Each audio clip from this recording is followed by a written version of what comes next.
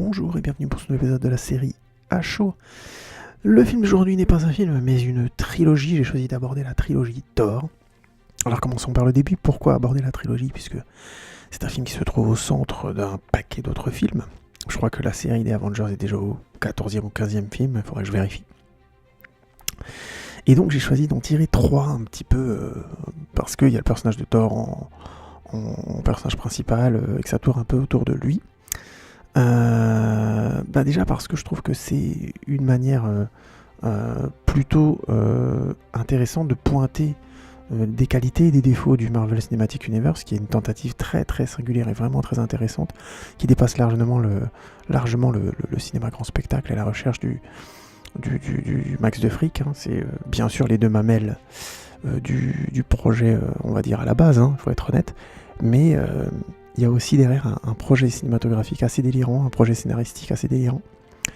Et la trilogie Thor, je trouve, en abordant les 3 films Thor, on arrive à aborder beaucoup de questions qui me paraissent être vraiment originales, notamment parce que, je reviendrai dessus après, mais c'est un personnage qui, de mon point de vue, n'a jamais été vraiment tout à fait assumé par ses propres films.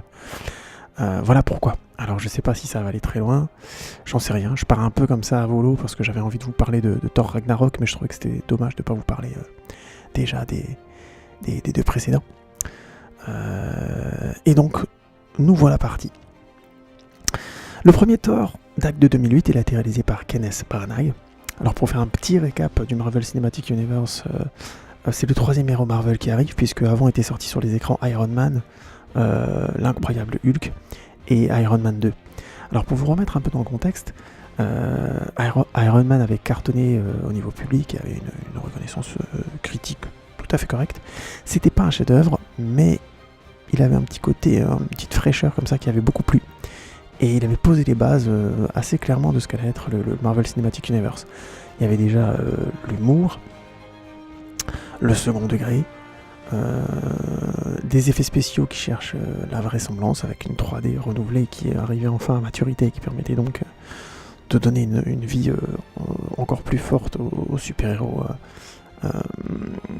au cinéma, et des effets spéciaux quand je dis qu'ils vont vers la vraisemblance, c'est-à-dire qu'ils étaient clairement à l'inverse de, par exemple, de projets tels que Transformers, qui cherchaient avant tout à être spectaculaires et dont la vraisemblance n'était vraiment pas le credo.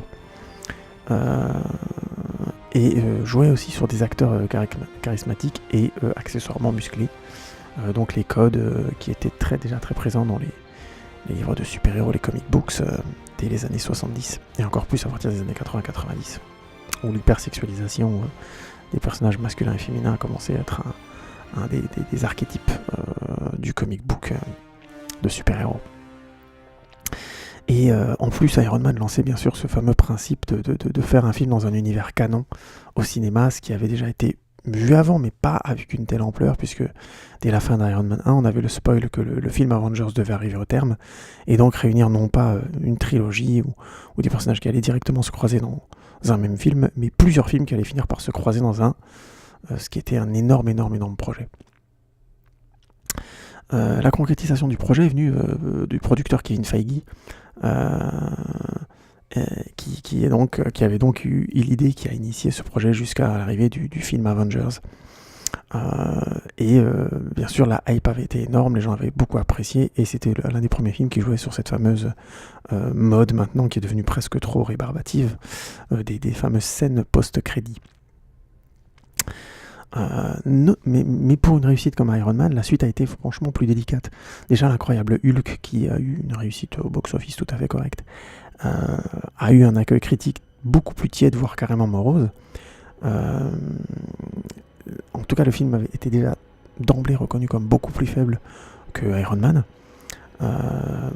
Déjà, une des premières raisons, c'est que je ferai peut-être un retour plus exhaustif sur ce film-là, comme je l'aime pas beaucoup et que je trouve que il est un peu mis à part indirectement à cause du fait que Edward Norton a été assez chiant sur le tournage, paraît-il, et qu'au final il a abandonné le projet, il n'est pas allé jusqu'à Avengers. Faut dire, il a imposé dans les clauses du contrat d'avoir un mot à dire sur le scénario, ce qui fait qu'à la fin il a carrément été crédité, ce qui était, d'après ce que j'ai compris, un choix du réalisateur Louis Leterrier pour expliquer la difficulté qu'il avait eue sur le film et la collaboration complexe qu'il avait eue avec Edward Norton. Mais bon, je pense que Louis Leterrier, qui est un réalisateur intéressant, hein. Danny the Dog par exemple, c'est un film plutôt sympa. C'est pas un film que je trouve parfait, mais il y avait une intention, quelque chose qui au final était plutôt réussi pour un film de combat. C'était plutôt original, en tout cas au moment où il est sorti. Mais c'est assez inégal et je trouve qu'il a une réalisation assez inégale et sans panache. C'est pas, il maîtrise certaines choses, les scènes de combat, il aime bien ça, il a certains regards sur l'action. Mais je trouve qu'il n'arrive pas à donner de l'ampleur à ses histoires. D'ailleurs, je trouve que c'était déjà le cas quelque part dans Danny the Dog, mais bon, ça c'est encore une question de point de vue, et j'aborderai ce film éventuellement un jour. Mais je pense que je pense que ce qui plombe le plus le film, c'est surtout l'attitude d'Edward Norton. On sent que le film a un discours tiède, et du coup, on s'ennuie, alors que il y a des effets assez sympas, il y a Abomination, donc Hulk contre une sorte de Némésis aussi costaud que lui. C'était plutôt marrant comme idée, quoi. Et au final, c'est complètement un pétard mouillé, ça donne vraiment pas grand chose dans le film. Bon, bref, je suis pas là pour parler de ce film-là, mais pour dire, le public avait répondu présent, ça avait plutôt bien marché, mais la critique avait été tiède, voire morose, et finalement, on n'avait pas eu de suite de programmée. Louis Leterrier n'a pas été reconduit, comme beaucoup de réalisateurs d'ailleurs, hein, dans la série du Marvel Cinematic Universe, et c'est un film qui est souvent passé sous le tapis un peu, on n'en parle pas, on l'évoque comme une sorte d'à côté un peu raté, parce que justement, Edward Norton n'est pas revenu dans Avengers reprendre le rôle de l'incroyable Hulk. Ensuite, on a eu donc, après ce semi-échec Iron Man 2, qui a aussi divisé le public, réussi le public, aucun problème, mais il a divisé plus le public, et la critique a carrément tué le film, et je trouve à juste titre, mais je ferai certainement une review sur la trilogie Iron Man, donc je ne vais pas épiloguer plus. Je vous parle ça simplement pour vous dire que Thor 1 arrive donc dans un contexte assez particulier, puisqu'il est soutenu par la hype des films Marvel, car le public est toujours présent, ça y a pas de problème, mais il est attendu par la critique qui se méfie quand même pas mal, et il commence à voir poindre une certaine lassitude. C'est un film qui est arrivé donc avec une certaine pression quand il est sorti, mais qui a pu se faire dans des conditions relativement sereines, puisque Kevin Feige de toute façon avait réussi à charger les accus pour pouvoir aller jusqu'à Avengers, a priori au minimum. Avengers aurait pu être la fin du Marvel Cinematic Universe, même si lui il avait un projet beaucoup plus grand derrière. Et de facto, le projet Thor a pu du coup se faire dans des conditions relativement sereines.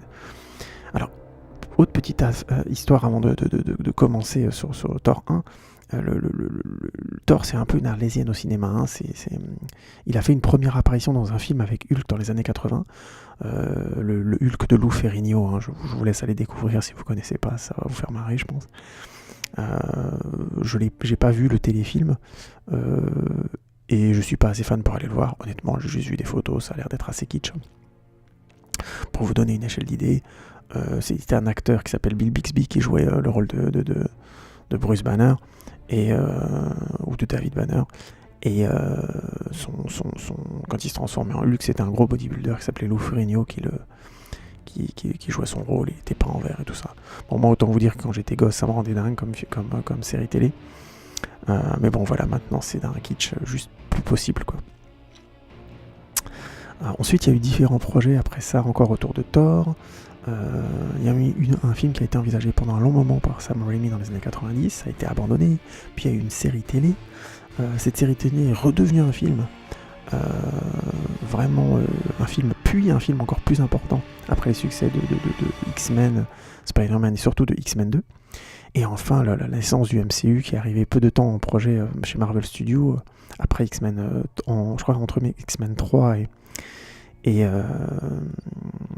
Wolverine's Origins, qui ont été des fours cosmiques, comme je disais dans ma review sur Logan, et ça avait poussé Marvel à envisager vraiment d'autres pistes beaucoup plus sérieusement pour continuer à développer leur catalogue entre guillemets de super-héros au cinéma. Et donc c'est Kenneth Branagh qui a hérité des manettes de ce premier Thor. Je sais pas trop comment il arrive sur le projet, j'ai pas trouvé d'infos.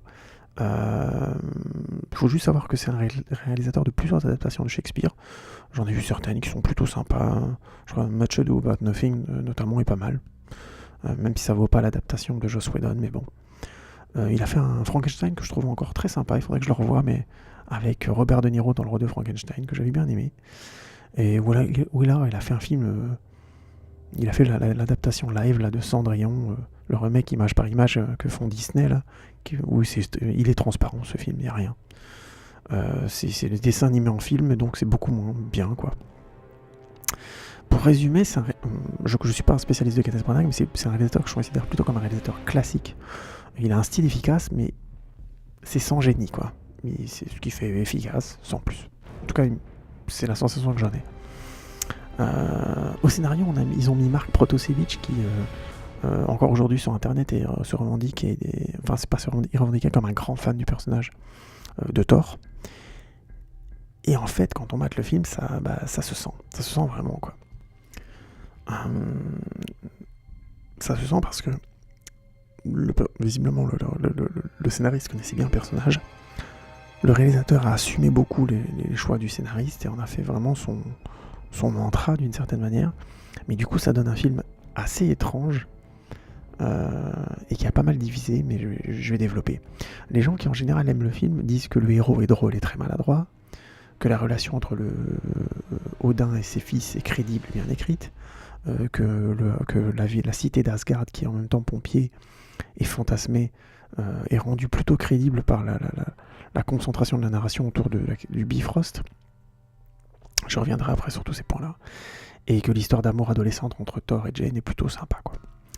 Et les gens qui l'aiment pas, en général, ils disent que le héros, c'est un gosse et qu'en plus il est pas drôle, que la relation de famille un peu drama, façon drama est naïve, que Asgard c'est Disneyland, parce que ça brille de tous les côtés et que c'est absolument pas crédible, et que les géants de glace, en fait, dans 3 quarts des plans, ils sont en carton et qu'on peut pas y croire. Je vous dirai après ce que j'en pense, mais je trouve intéressant de citer ça parce que quelque part tout est vrai. Tout ce que je viens de vous dire est vrai. Je reviens rapidement sur le pitch. C'est l'histoire, en fait, on apprend au début du film que Odin, le dieu Asgard, a eu une guerre à une époque contre les géants de glace qui voulaient, je sais pas, conquérir la Terre, j'imagine, ou l'univers, je sais pas exactement. Et donc les armées d'Asgard avec Odin, ils ont dû les arrêter, ils les ont battus, ils les ont repoussés sur leur planète, la planète des géants de glace. Je sais, on dirait la planète des marchands de glace. Bon, bref, on s'en fout, mais... Bon bref, je reviendrai sur le côté absolument crédible et vraisemblable des géants de glace qui font rien d'autre que de vouloir détruire l'univers et glander sur leur planète où il n'y a rien. Enfin bon, c'est un échec complet ce truc. Bon bref, peu importe, j'y reviendrai après. Et donc, voilà, ça met juste que Odin a arrêté les géants de glace et qu'il est revenu... il a pris leur arme la plus puissante, une sorte de canon à glace, hein, évidemment, c'est très original, qui a la forme d'un coffre, mais bon, ça n'a pas plus d'intérêt que ça. Et que voilà, au début du film, on voit Odin raconter ce qu'il a dû faire à son fils Thor et à son autre fils Loki, et on comprend tout de suite que Loki et Thor ont des aspirations vers le trône, mais pas de la même manière. Thor il dit que plus tard il aimerait casser la gueule aux géants des glaces, et Loki il dit rien. Passé cette intro, on va plusieurs années plus tard, une bonne vingtaine d'années plus tard, bien tassé, puisque je pense qu'il a 30 ans même quand le film commence. Et on voit que Thor va être sacré, c'est un gros con qui se la pète, Odin il est pas content du tout. Et là, il y a des géants de glace qui essaient de voler leurs fameuses armes, de récupérer leurs fameuses armes au sein d'Asgard. Odin du coup ne sacre pas Thor alors qu'il allait le sacrer un peu contre son gré, parce qu'il n'aimait pas du tout le côté retard de son fils. Ils se prennent la tête, un petit peu, et Odin dit à Thor qu'on fera rien du tout, que les géants de glace qui sont venus pour récupérer leurs armes, ils ont échoué, ils se sont fait péter la gueule. Et donc, il n'y a pas de quoi s'inquiéter. Thor est pas content, il décide de partir à Jotunheim, c'est la planète des géants de glace, avec ses copains Robin des Bois, Hercule et Xena, et Jackie Chan. Et arrivé sur la planète des géants de glace, ils font la bagarre. Ça sert à rien, il y a Odin qui débarque, il est pas content, il ramène Thor et toute son équipe chez eux, et pour punir Thor, il le bannit, il l'envoie sur Terre en lui disant qu'il a perdu tous ses pouvoirs et qu'il mérite plus son marteau et blablabla. Et donc on arrive sur Terre où, scène qui était au tout début du film, une astrologue qui a vu qui est très douée à repérer des mouvements cosmiques, je caricature, étranges, machin, et elle est arrivée pile à l'endroit où Thor a été envoyé à l'aide du Bifrost. Le Bifrost est dans une machine qui leur permet de voyager de planète en planète de manière super rapide et qui laisse des traces au sol très particulières et qui fait visiblement des perturbations très particulières que cette scientifique, jouée par Nathalie Portman et qui s'appelle Jane Foster, a repéré. Et c'est là que Thor et Jane se rencontrent. Thor se réveille et évidemment il dit vous me prenez pour qui? Je suis le fils de Thor, je suis le fils de Odin, machin, blablabla, blablabla. Et à tel point que l'assistante de Jane est obligée de le taser de manière un peu comique. Bon bref, et il tombe dans les pommes. Je m'arrête là, je ne vais pas raconter toute l'histoire, mais c'est simplement pour dire que le ton du film est posé. De un, on va voir un côté, une sorte de mythologie, qui va se confronter à une réalité très terre-à-terre, celle des humains. Et au milieu de ça, on va voir Thor qui va, tout en ayant perdu ses pouvoirs de Dieu, en quelque sorte, va devoir apprendre l'humilité, et ainsi de suite, puisqu'il n'est plus qu'un humain comme les autres, et blablabla. Je vais essayer de pas trop spoiler, même si je vais quand même le faire un paquet, c'est des films qui sont sortis il y a un moment. N'hésitez pas à aller voir la trilogie avant et de revenir pour écouter la suite si c'est le problème, parce que je pense que je vais quand même pas mal spoiler, même si je vais éviter de trop spoiler sur le dernier, puisqu'il est encore au cinéma. Voilà. Alors, pour vous donner un peu mon appréhension à l'époque quand j'étais allé voir Thor, c'est que j'en attendais pas grand chose, parce que je pensais que ça allait être un four complet. Je pensais vraiment que le film allait se foirer, mais grave, parce que pour moi, adapter ce mec, c'était pas possible. Un gars avec un casque à ailettes et qui vole grâce à un marteau, je trouvais ça d'un kitsch. Je me disais, je vois pas.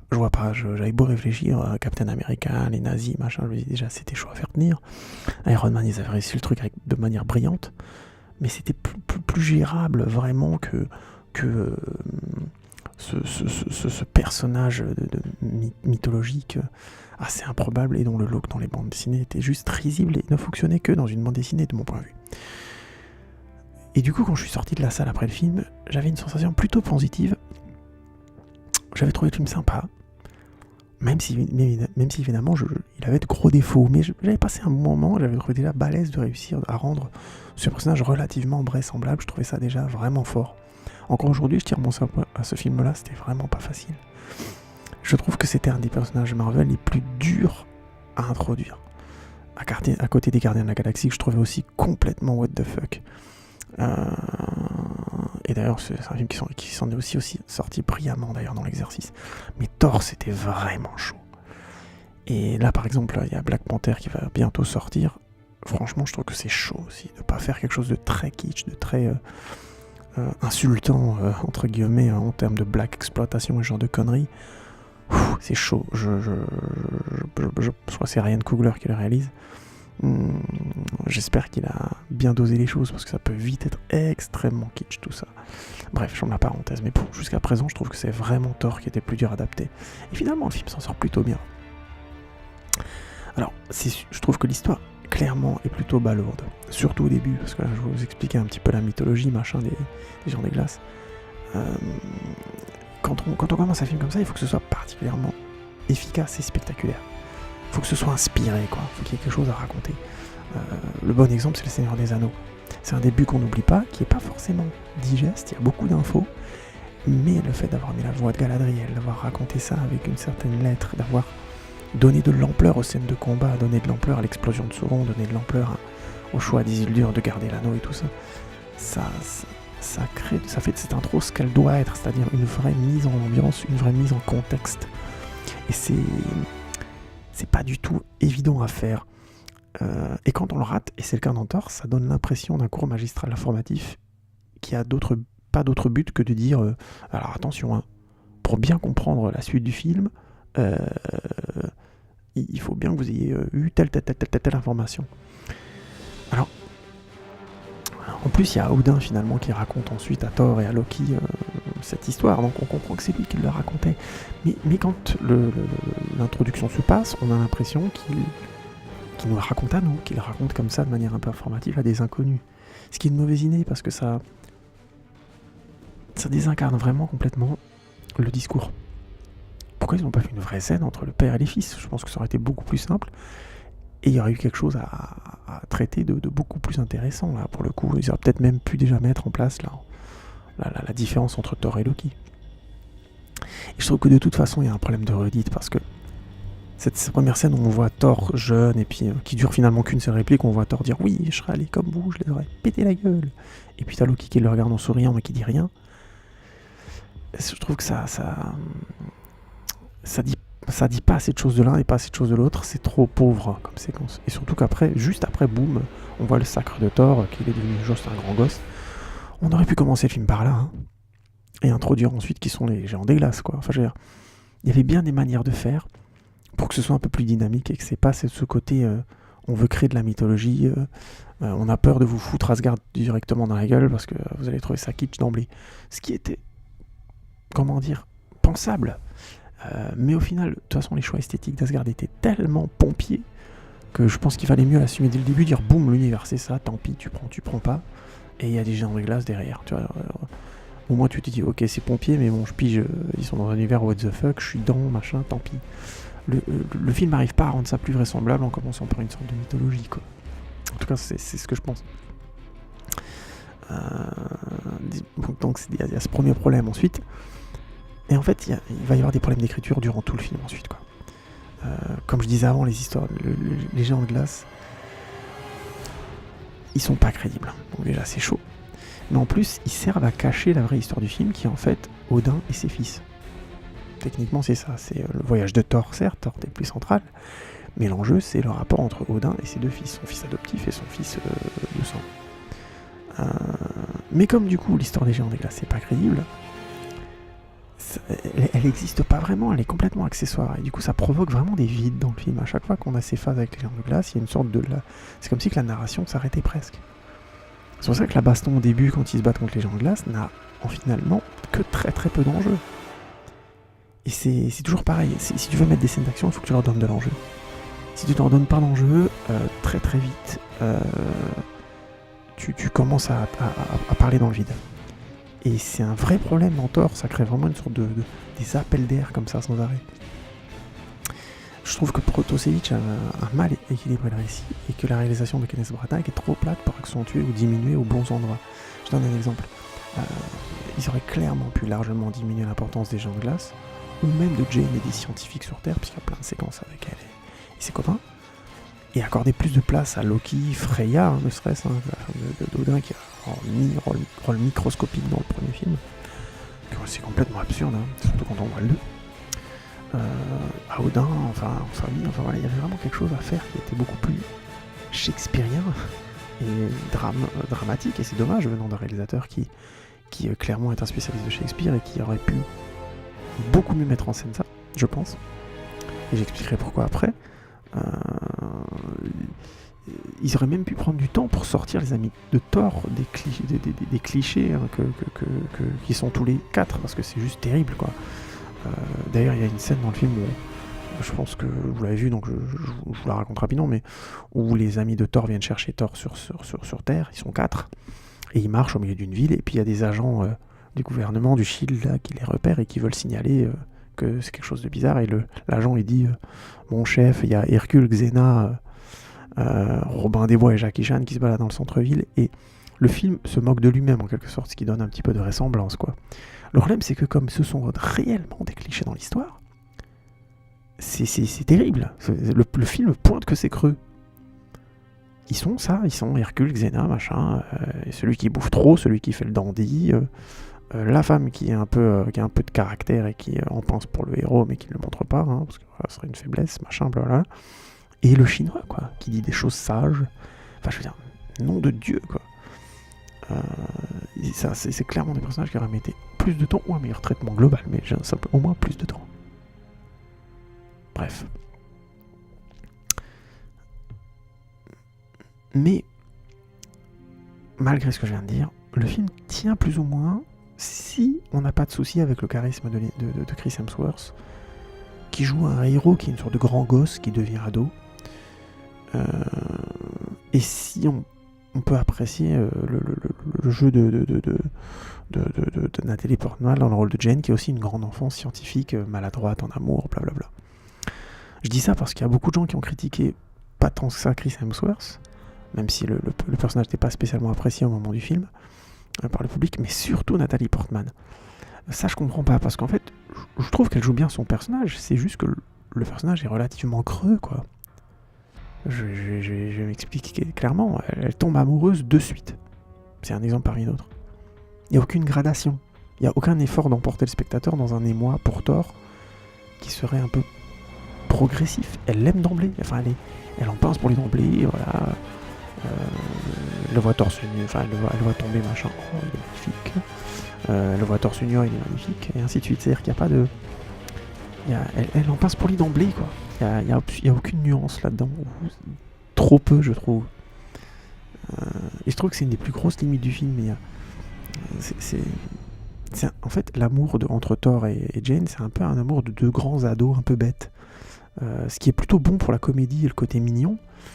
Mais comme le film veut vraiment être épique à un moment donné, ça crée des ruptures du ton où le film perd parce que finalement, à la toute fin du film, l'émotion principale, ce serait que la peur de Jane de perdre Thor ou de Thor de perdre Jane, quoi, voilà. Et là, ça peut pas fonctionner parce que leur relation a constamment été traitée sous le prisme d'une certaine forme d'adolescence un peu naïve, et du coup, ça manque de profondeur, ça manque de densité. Jane nous donne pas l'impression 2 secondes d'avoir pris complètement conscience de l'importance des découvertes qu'elle est en train de faire, quoi. Elle rencontre un extraterrestre et finalement ça lui parle pas plus que ça dans le film, quoi. Et Thor est un grand gosse complètement, donc du coup il fait des trucs incroyablement graves, mais ça lui passe au-dessus de la tête, quoi. Et il faut vraiment que le film avance pour qu'il commence à gagner un petit peu en valeur à cet endroit-là. Lui au moins il évolue. Mais Jane, elle reste un peu au même niveau. Je trouve pas que ce soit Nathalie Portman qui soit un problème pour le coup, ou son jeu, c'est le personnage qui est comme ça. Et je trouve personnellement qu'on a plus d'émotions avec Loki. Et avec l'histoire entre Loki et Odin notamment, leurs relations sont bien mieux mises en scène et sont bien plus intéressantes. Moi j'ai eu plus d'émotions quand Loki s'est lâché dans le vide. J'étais pas ému, mais je trouvais que ça marchait bien, j'étais touché par ça. Or là, c'est vraiment un problème. Parce que le film prend beaucoup plus de temps pour la relation entre Jane et Thor que pour Thor et Loki. Je pense qu'en fait, le film hésite et il s'en sort pas. Ou plutôt, il s'en sort que par moments. Petits moments. Je trouve que la scène, notamment entre Loki et Odin, est vraiment bien. La scène où Loki comprend qu'il a été adopté en quelque sorte par Odin.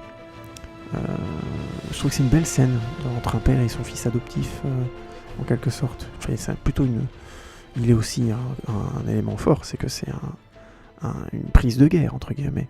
Je trouvais ça quelque part très très beau.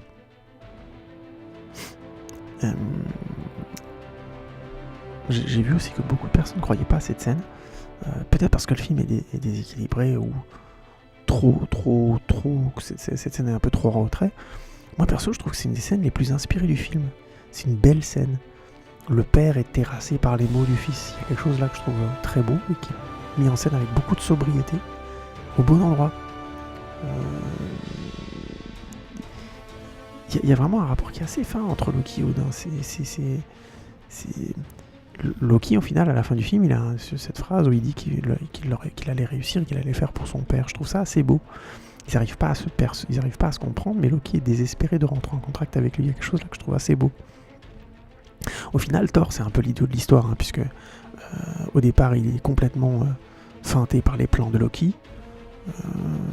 Puis, il correspond au plan d'Odin, pour finalement être encore pris par, entre guillemets, je spoil pas la fin, le plan de Loki final. Donc et paradoxalement, ce que je trouve assez fondard, c'est que Thor aura finalement souvent ce rôle-là dans ses propres films. Il va souvent subir l'histoire et rarement en être un point déterminant. Très très rarement.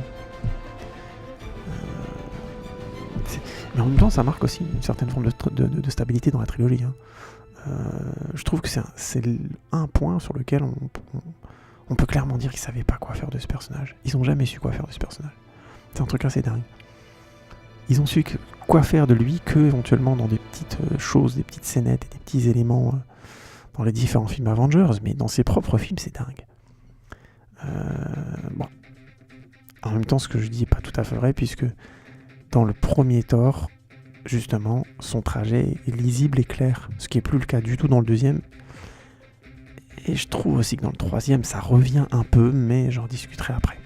Je reviendrai dessus après. Suspense, comme on dit. Mais bon, ce qui me fait délirer, c'est que même Loki est finalement plus utile dans la série Avengers, notamment parce que c'est le méchant dans le film Avengers, entre autres. Mais il revient aussi dans les discours dans différents films, enfin bref. Il a vraiment un impact dans la narration, dans ce qui se déroule. Thor, c'est plus un outil, quoi. Une autre limite du film qui me vient en tête, c'est un film qui manque d'ampleur entre son début et sa fin. Le film commence par une sorte de guerre mythologique avec les géants de glace, machin. Finalement, on passe la quasi-totalité du film dans une ville du Texas, si je dis pas de bêtises, ou du Nouveau-Mexique. Je crois que c'est Nouveau-Mexique. Avec cette fameuse scène où t'as le destroyer qui vient détruire tout un village. Bon, le destructeur qui vient détruire un village, c'est plutôt sympa, mais ça n'a pas l'ampleur d'une destruction de planète. Et du coup, le film revient vers une destruction de planète. Mais je trouve que c'est pas incarné. Encore une fois, comme les géants de glace sont des clichés, la destruction de leur planète nous est très lointaine. Après, je crois qu'on voit grosso modo des enfants de géants de glace et trucs comme ça. Donc. Mais c'est tellement... Enfin, je veux dire, ils vivent de quoi? Enfin, il y a une sorte de... C'est juste une grande plaine glacée et ils sont dessus. Alors d'un côté, tu te dis, bah s'ils ont voulu quitter cette planète, ça se comprend, ils n'avaient peut-être pas envie de buter tout le monde. Mais de l'autre... C'est tout, ils font rien. Enfin, il y a vraiment un vide qui nous empêche de nous sentir proches d'eux et du fait que leur planète est détruite. Oui, c'est grave, mais on n'est pas assez impliqué, je trouve, par ce manque de vraisemblance. Il n'y a pas moyen de s'y attacher. Et du coup, ça enlève beaucoup de sens à la gravité de ce que fait Loki, même si on comprend que c'est grave. Mais je trouve qu'on est un poil trop loin. Il y a un problème d'équilibre global dans ce film, de toute façon. Vraiment. Pourtant, malgré tout ce que je viens de dire, c'est un film que je trouve sympathique. C'est pas un grand film, mais je trouve que c'est vraiment une histoire originale, le héros. Il n'y a pas d'autre héros dans la série qui a vécu un trajet comme celui-là, je trouve, aussi frontal. Ant-Man, en quelque sorte, il passe un peu de la grande adolescence à l'âge adulte. Mais je trouve que Thor vraiment passe vraiment d'être un gosse, un grand gosse. Il devient un ado. On lui a enlevé son jouet, du coup il hurle, les chiens, il s'énerve comme un gosse. Ensuite il devient un ado avec la perte de son père. Ensuite il devient un adulte vraiment en prenant conscience du rôle qu'il a amené auprès de gens entre guillemets autour de lui, qui doit respecter les autres et blablabla. Ensuite il devient un adulte complètement et un vrai... il prend de l'ampleur d'un leader en se sacrifiant, en prenant le choix de sacrifier pour les autres, et ainsi de suite. Donc voilà, c'est un trajet plutôt cohérent. Et je pense qu'il n'y a pas d'autre film Marvel qui a pris ce chemin-là. C'était plutôt couillu en fait comme choix. Je comprends que ça ne plaise pas, hein. Je comprends que beaucoup de gens soient restés complètement hermétiques à cette... à cette orientation de l'histoire, mais je trouve qu'on peut pas lui reprocher que ce soit pas original ou tout simplement pas assumé jusqu'au bout. C'est ce que je disais, Mark Protosevich avait une vision du personnage et il a clairement voulu lui donner ce côté mythologique. Il a voulu à un moment donné lui donner ce côté nouveau roi qu'il a beaucoup dans la bande dessinée, puisque c'est un personnage qui s'exprime comme ça avec une grande emphase, comme ça, des grandes phrases tout le temps. Et il a voulu garder ça d'une certaine manière. Alors, on peut ne pas aimer, ce que je comprends tout à fait, mais je trouve que ça fonctionne. Ça fonctionne. L'humour dans le film est pas transcendant, mais il est mignon. Je trouve qu'il peut faire sourire. C'est clair qu'on se tape pas sur les cuisses, mais c'est pas mal. Même si, grosso modo, l'humour du film tourne autour d'une seule grosse idée, c'est un dieu dans le monde des humains, quoi, grosso modo. Pas faire autrement. Certains second rôles sont plutôt sympas, comme Stellan Skarsgård ou Kat Dennings, qui fonctionnent plutôt bien.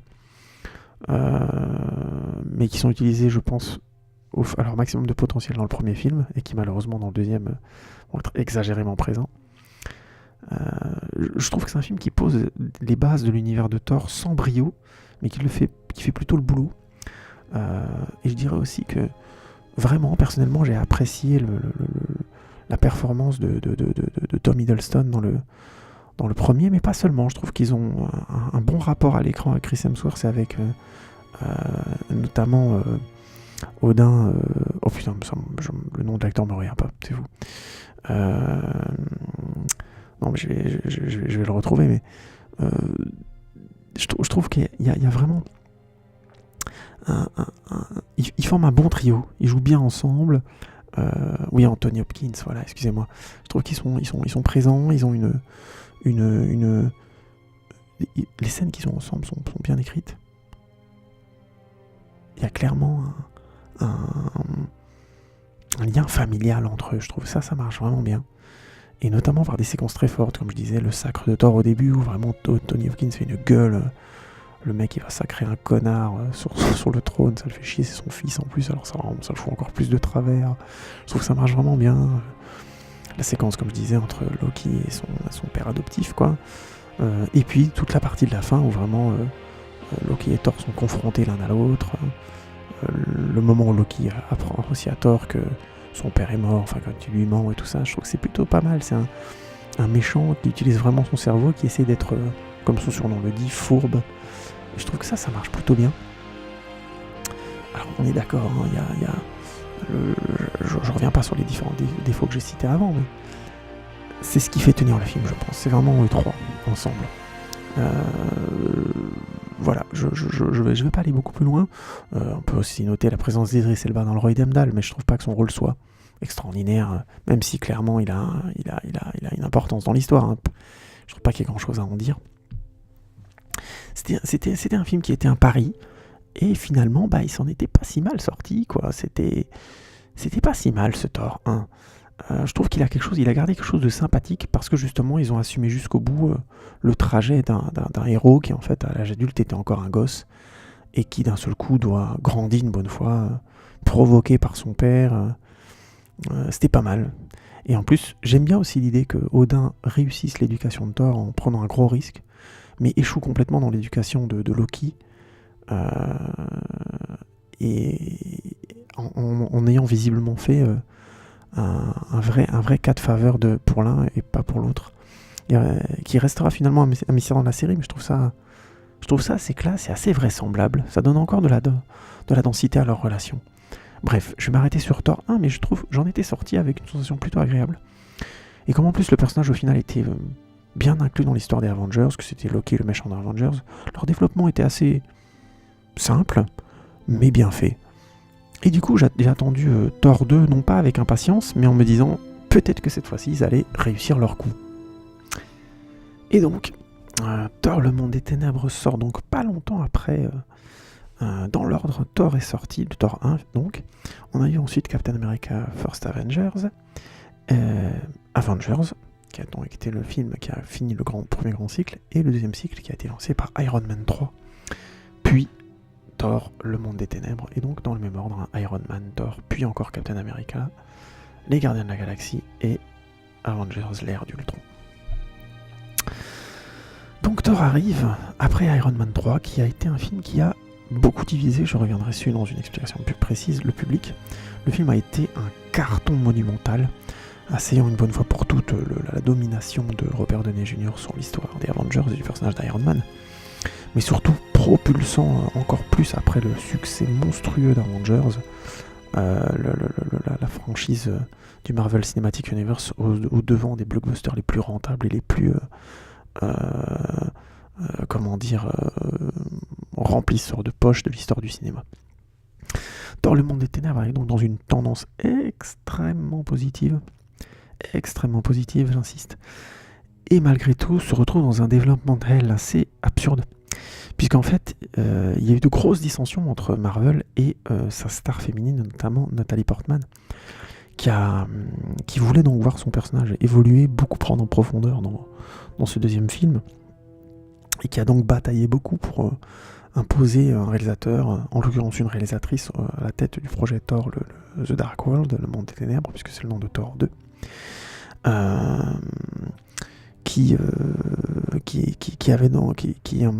donc elle avait réussi à imposer Patty Jenkins, finalement réalisatrice ces derniers temps de Wonder Woman. Je reviendrai certainement dans ce film sur une prochaine critique, parce que c'est un film très intéressant. Et c'est donc Patty Jenkins qui avait commencé à développer le scénario de Thor The Dark World notamment, et les options de réalisation. Nathalie Portman s'engageant sur le projet définitivement une fois qu'elle avait eu la certitude que c'était bien Patty Jenkins qui avait été choisie. Or, très peu de temps avant le début du processus de production, c'est finalement Patty Jenkins est virée et c'est Alan Taylor qui arrive sur le projet. Nathalie Portman apprend le fait que la réalisatrice est virée par internet, hein, donc autant vous dire que l'ambiance devait être très très bonne. Elle a demandé à du coup avoir un regard très fort sur le scénario, ce qui explique que le scénario a été écrit au départ par Christopher Marcus et Stephen McFeely, des habitués de la série Avengers, puisqu'ils vont en écrire plusieurs autres, mais qu'il a été revu par Don Payne notamment et Robert Roda. Donc tout ça pour lire des noms un peu que vous connaissez pas et dont vous vous foutez, mais grosso modo c'est des mecs, c'est pour dire que le scénario a été réécrit plusieurs fois et que ça a été un petit développement de hell, même si le film n'est pas sorti en retard, ça a été un peu le bordel. Et au final Alan Taylor est un peu arrivé sur le projet, malheureusement dans de mauvaises conditions. Alan Taylor, c'est un mec qui a réalisé notamment des épisodes de la série Game of Thrones, il est essentiellement connu pour ça, donc c'est plutôt un mec qui s'est bossé. La qualité de réalisation de la plupart des épisodes de Game of Thrones est quand même de qualité. Donc on peut partir du principe que le mec s'est bossé. Mais bon voilà, un grand métrage avec un énorme budget, c'est un autre type de pression, un autre type de timing. Et il est un peu arrivé, je pense, ça c'est mon appréhension, en yes man, c'est-à-dire il fallait mener le projet à terme quoi qu'il arrive. C'est ce qui arrive quand il y a des développements des prises de tête avec les acteurs, les producteurs, tout ce que vous voulez, et qui font que le scénario est réécrit jusqu'à ce qu'il perde complètement en substance et qu'il devienne un peu un produit, on va dire, marketé pour réussir financièrement, mais qui, artistiquement parlant, est complètement en train de se gaufrer. Donc, le pitch de ce truc. Thor The Dark World commence donc par un inénarrable passage mythologique où on nous raconte que Odin raconte que son père, Bor, avait dû combattre les elfes noirs, des méchants pas gentils qui avaient voulu, grâce à un super pouvoir nommé l'éther, une énergie fondamentale de l'univers, transformer l'univers en un univers sombre, donc plus de lumière, hein, grosso modo. Parce que c'est des méchants, notamment à un moment précis qui arrive que tous les, 712 000 ans, qui s'appelle la convergence, un moment où toutes les dimensions se retrouvent toutes ensemble au même endroit. Je vous passe les détails. Vous avez pigé le truc, hein, c'est juste un instant T où on peut utiliser ce fameux truc.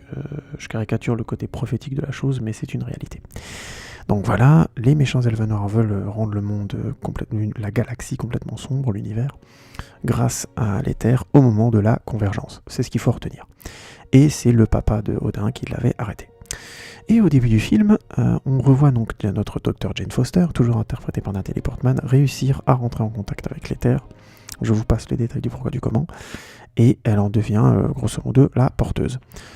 Thor, qui s'occupait un petit peu de régler les problèmes dans le monde entier, dans toute la galaxie protégée par Asgard, parce que à la fin de Thor 1, le Bifrost avait été détruit, et donc Asgard n'avait plus pu regarder, surveiller que tout allait bien sur les différentes planètes.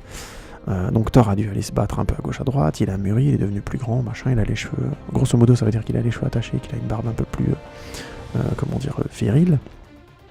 Il est moins cheveux blonds et beau gosse que dans le premier. Il est donc envoyé sur Terre au moment où Heimdall n'arrive plus à voir le docteur Foster. Et donc il la retrouve, il la ramène sur Asgard, et là il se rend compte que dans son corps, elle a l'éther. Évidemment, comme elle a l'éther dans son corps, et que évidemment on est près de la convergence, les elfes noirs vont venir pour récupérer l'éther. Gros bordel en perspective, à Asgard et dans le reste de l'univers. Je vais éviter de trop spoiler. Qu'est-ce qu'on peut dire déjà du scénario de Thor The Dark World? C'est qu'il est accessoirement compliqué. Ah oui, j'avais oublié de dire qu'à la fin de Avengers 1, Loki a été arrêté et donc renvoyé sur Asgard avec Thor, et qu'il est donc dans les geôles de Asgard au moment où les elfes noirs débarquent. Donc vous vous en doutez.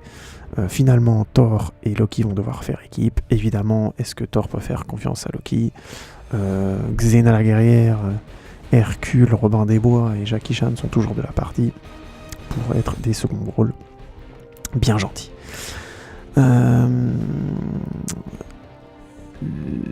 Comment dire? c'est un film très très très inégal, qui arrive jamais réellement à décoller.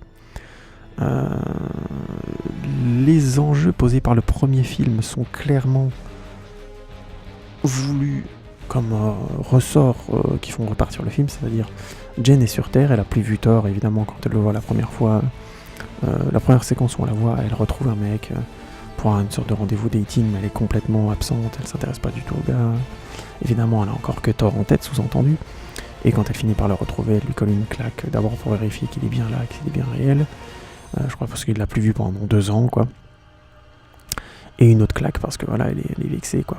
Et on a pigé le ton, ils vont commencer à se tourner autour, à pas être contents. D'un côté, t'as Thor qui va dire bah oui, mais moi j'avais des trucs à faire, et puis elle dit oui, mais bon, t'étais à New York, je t'ai vu à la télé, t'es pas venu me dire bonjour. Bon, bref, vous voyez le niveau, quoi. Et clairement, le film va rarement décoller à ce niveau-là. La relation entre Thor et Jane dans celui-là, elle est juste au point zéro.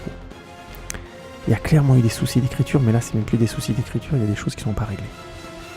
Il n'y a pas de quiproquo dans l'histoire entre eux. On veut nous faire croire que c'est un des enjeux principaux du film, mais au final, c'est survolé. Le scénario est bourré de problèmes. Mais pas dans le sens qu'il est incohérent. Quoique, il y a quelques invraisemblances peut-être, mais moi ça ne m'a pas sauté aux yeux, je trouve pas que c'est ça qui est dérangeant. C'est qu'il est confus et qu'il ne sait pas ce qu'il va raconter. D'un côté, on a Jane qui a donc l'éther en elle. De l'autre, on a Thor qui doit faire équipe avec Loki, parce que leur mère se fait tuer, oui je vous le spoil, qui est un personnage qui était absolument pas important dans le premier, c'est d'un seul coup se battre dans le deuxième, sauve Jane et se fait tuer. Du coup là on apprend que Loki était très très proche de sa mère, ce qui franchement saute pas du tout aux yeux dans le premier, même si ils ont quelques échanges qui pourraient laisser penser que, mais quand même c'est très très loin de tout ça.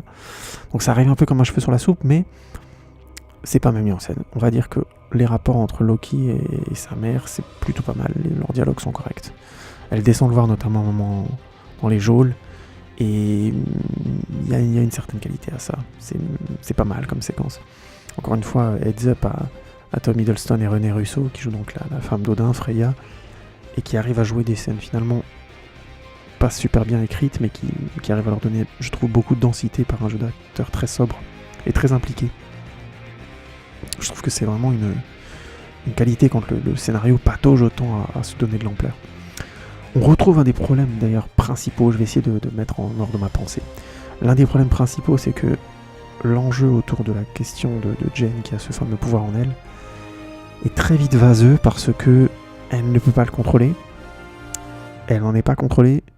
On nous dit que ça la tue, mais au final, elle est pas aux portes de la mort, quoi. Et au moment où c'est supposé devenir un enjeu du genre, le méchant la récupérerait elle parce qu'il a besoin d'elle pour utiliser le pouvoir, non, même pas, il chope le pouvoir en elle et fin de l'histoire. Donc en fait, elle a juste porté l'éther pendant un moment, et voilà. Enfin, je veux dire, c'est vide, c'est un trajet qui dans le film ne donne finalement rien. On voit clairement que c'était une idée de Patty Jenkins, qu'elle avait envie d'aller quelque part avec Nathalie Portman, et qu'ils ont complètement laissé tomber à partir du moment où elle a quitté le projet. Donc, enfin, il y a vraiment eu un binge entre la production et l'actrice, et donc l'écriture du scénario s'en est ressentie. Peut-être que le scénario n'était pas brillant à la base, j'en sais rien, mais en tout cas, ça n'a pas fonctionné. Le deuxième truc, c'est qu'il y a le même problème que dans le premier film. Les elfes noirs n'ont pas plus de raison d'exister que les géants des glaces, quoi. C'est encore une race extraterrestre qui veut tout détruire ou tout mettre dans le noir parce que c'est bien d'être dans le noir. Grosso modo, c'est ça. Nous, on aime bien vivre la lumière éteinte. Pourquoi vous n'avez pas tous la lumière éteinte? Ok, imaginons. Mais putain, c'est dur d'être proche de personnages comme ça. Du coup, on a Christopher Eccleston, qui est un putain d'acteur, je trouve, qui joue mal et quitte. Déjà, il a une tonne de maquillage, du coup, on reconnaît difficilement que c'est lui. Et de deux, son personnage a rien d'autre à dire que il faut y arriver. On va sacrifier, on va tous se sacrifier pour y arriver, les mecs. Ça fait des millénaires qu'on attend, on va y arriver, on va éteindre la lumière. Voilà quoi. Donc, on a le même problème que dans le premier, c'est creux à mort. Du coup, ces ennemis-là n'existent pas. Du coup, on se dit, pourquoi pas? Ok, ils ont choisi de mettre le personnage de Jane Foster de côté et de pas finalement lui donner un rôle soi-disant important qui n'est pas important du tout. Pourquoi pas? Imaginons, ils ont mis encore des méchants plastiques qui sont complètement désincarnés. Ok, pourquoi pas? Ils sont jolis, ils sont bien faits techniquement, c'est pas la question. Mais en termes de densité émotionnelle, il n'y a rien. C'est creux et vide, ok. C'est les nouveaux méchants du film, il faut les buter à la fin, pas de surprise. Mais du coup, ce serait la relation entre Odin, Thor et son père, et Loki, qui sera encore une fois très centrale. On comprend très vite que la relation entre Odin et Thor est plus complexe dans le premier, notamment ils ne sont pas d'accord sur ce qu'il y a à faire une fois que Freya est tuée, ce qui est plutôt pas mal. Mais le film finalement s'arc-boute très mal là-dessus, pour finalement arriver aux choses les plus intéressantes qui se passent entre Thor et Loki. Mais Loki se fait buter grosso modo à une grosse demi-heure de la fin, et on se retrouve finalement à la fin avec je suis le méchant creux, je suis l'héroïne creuse. Ah oui, j'ai oublié de dire qu'il y a de nouveau le personnage de Kat Dennings et de Stellan Skarsgård, donc les scientifiques et puis l'assistante de Jane Foster qui sont là et qui résolvent grosso modo le problème à la fin. Et merde quoi, c'est plus drôle parce qu'ils en rajoutent une couche. On voit Stellan Skarsgård notamment se balader en slip, hein. On a compris dès le début du film que ça va être de haute volée, les blagues autour de lui. À la limite ça aurait pu faire sourire, mais ça sent la formule, le film n'arrive pas du tout à faire vivre ça. Et on se retrouve au final avec des personnages assez accessoires, assez peu intéressants. Et notamment parce que le film décide clairement pas de où il veut aller. C'est quoi l'histoire au final ? Est-ce que c'est Thor et Loki ? Est-ce que c'est Thor et Jane ? Est-ce que c'est Odin et Malekith ? Enfin, comme vous voulez, mais à un moment donné il aurait fallu choisir et clairement le film choisit pas. Du coup on se retrouve avec un peu un gloubi-boulga qui se veut compliqué, qui est compliqué, sans vraiment avoir la densité de l'être. Et ça donne un Thor The Dark World, un des rares films du MCU que je trouve particulièrement sans saveur. C'est un film très agité, c'est un film qui fait beaucoup de bruit, et c'est un film au final où il n'y a pas grand chose à se mettre sous les dents.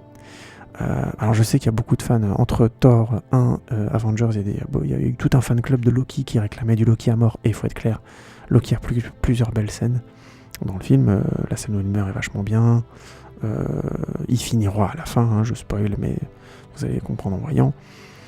C'est plutôt pas mal ça d'ailleurs, mais c'est clairement ça qui est intéressant dans le film, hein. C'est comment le rapport entre Thor et Loki. Et encore une fois, on a une histoire autour, accessoire, plus des perturbations amenées par Jane Foster, parce que clairement ça ne va nulle part,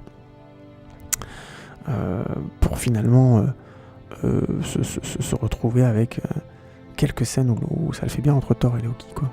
Thor a mûri, du coup il est beaucoup plus méfiant évidemment, hein, que dans Thor 1 et dans Avengers. Mais il y a vraiment de belles séquences où on voit notamment Loki qui veut faire croire à Thor que la mort de leur mère lui a rien fait, et on voit donc sa cellule, il enlève l'illusion de sa cellule et on voit qu'il a tout détruit, qu'il est pieds nus, qu'il a vraiment pété les plombs. Ou bien il y a un très beau plan en silence où on voit un soldat annoncer à Loki que sa mère est morte, le soldat s'en va. Et là, il a une sorte de vague d'énergie qui fait tout sauter, enfin pas tout sauter, mais qui fait voler les meubles dans sa cellule. J'ai trouvé ça, c'est bien fait, ça ressemble au personnage, ça lui donne de la densité. Mais là, je vous parle vraiment de 3-4 séquences dans le film, sinon le film est noyé dans un gloubi-boulga de séquences pas drôles avec le docteur. Alors, si on trouve ça drôle, tant mieux, le film passera mieux, mais tout ça pour dire que c'est des séquences qui vont pas très loin. Avec donc le docteur Selvig, joué par Stellan Skarsgård, un running gag entre Kat Dennings et son assistant, soi-disant. Et des séquences avec Jane Foster qui, malheureusement, malgré le fait que, là, pour le coup, Nathalie Portman joue pas, je trouve pas qu'elle joue mal, mais c'est juste encore une fois son personnage qui n'a aucun intérêt, qui va nulle part, quoi. C'est assez impressionnant, d'ailleurs, tellement il va nulle part.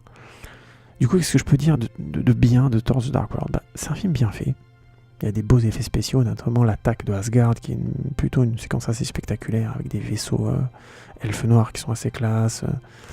On voit les amis de Thor, notamment, ça aussi c'est positif, vraiment les aider, pour une fois avoir un vrai rôle dans l'histoire. Ce qui est plutôt pas mal, hein, puisque dans le premier, ils étaient vraiment très très très accessoires. Bon, en même temps, maintenant que je me dis ça, je me dis qu'ils avaient un rôle finalement assez similaire dans le premier. Bon, bref. C'est toujours des archétypes sur pattes, quoi, donc ça décolle pas vraiment, en fait. On essaie toujours de nous faire croire, j'avais oublié de le dire dans le 1, qu'il y a une éventuelle relation qui peut exister entre Sif, donc la Xena, des amis de Thor, joué par Jamie Alexander, qui pourrait naître si ça marchait pas entre Thor et Jane Foster, mais bon, honnêtement, ça va nulle part non plus. On arrive au deuxième film, on a compris que ça irait jamais ailleurs, quoi. Il y a quelques sous-entendus dans le premier film que ça pourrait exister, notamment à la fin. Finalement, dans le 2, on repart sur le même type de délire, Thor qui est mélancolique, et puis Lady Sif qui le regarde de loin, machin, blablabla. Enfin bon, voilà, quoi, non, ça dépassera jamais ce stade-là, et on l'a compris. Et qu'est-ce que je pourrais voir comme autre point positif, je dirais voilà, je crois que je sais pas... ouais, les quelques scènes entre Thor et Loki, voilà, quoi. Donc bref, Thor The Dark World, j'étais pas déçu, j'avais vu un blockbuster sympa, mais clairement, avec le recul et avec de tous les films MCU, c'est peut-être le film que je trouve le moins bon. Parce qu'il a clairement pas de personnalité, quoi. Il peut y avoir des défauts de spectaculaires dans d'autres films, un manque de souffle, un manque de plein de choses, mais au moins c'est des films qui avaient de la personnalité. Thor The Dark World, c'est un film creux qui n'existe pas, je trouve, en termes d'histoire, qui fait très très mal la liaison entre les films d'avant et les films d'après. Et je crois pas dire de bêtises en disant que il est venu juste après. Il y a eu très sympathique Captain America le soldat de l'hiver, sur lequel j'en reviendrai dans une autre, j'apprendrai aussi la trilogie à Captain America, et c'est vraiment les Gardiens de la Galaxie qui ont relevé le niveau, puisque derrière on a eu Avengers l'ère d'Ultron, qui est un film assez inégal. Bref, cette phase 2 c'est pas super bien passé du Marvel Cinematic Universe, et honnêtement moi après le Iron Man 3 que je trouvais vraiment très intéressant pour bien des points, Thor The Dark World était vraiment une déception et un film décevant, et qui prouvait encore une fois que il ne savait pas quoi faire avec le personnage de Thor, décidément. Et du coup, après ensuite, alors là il faut que je continue, on a eu Captain America le soldat de l'hiver, on a eu les Gardiens de la Galaxie, on a eu Avengers l'ère d'Ultron, on a eu Ant-Man. Il y a la phase 3 qui a commencé, on a eu Captain America Civil War, on a eu Doctor Strange, on a eu les Gardiens de la Galaxie 2, on a eu Spider-Man Homecoming, et enfin Thor 3. Baptisé Thor Ragnarok. Voilà, on y est, il vient de sortir. Qu'est-ce que ça a donné ? Et bien déjà, une première chose que je peux dire sur Thor Ragnarok, c'est que le film a de la personnalité. Ça c'est clair. Impossible de pas de dire ça. De Thor Ragnarok, c'est un film qui est bourré de personnalité. Il est réalisé par Taika Waititi, réalisateur que je ne connaissais pas, qui a fait plusieurs films que je n'ai pas vus. Et j'ai vu après Thor Ragnarok un film dont tout le monde a parlé, qui s'appelle What Do We Do in the Shadows, qui est un faux documentaire, mais c'est un peu débile de dire ça, sur la vie de vampires qui vivraient dans la région de Limoges, qui vivraient à Limoges d'ailleurs. Je vous fais la version courte, mais c'est plutôt pas mal, c'est assez drôle, c'est un humour qui joue beaucoup sur l'absurde, sur le décalage, et c'est plutôt réussi. Moi je trouve que c'est un film assez bien foutu, il y a notamment le film arrive à rendre documentaire des moments assez drôles, quand les vampires se prennent la tête et se transforment en chauve-souris notamment, ou des choses comme ça. Bon, je passe les détails, je spoile pas.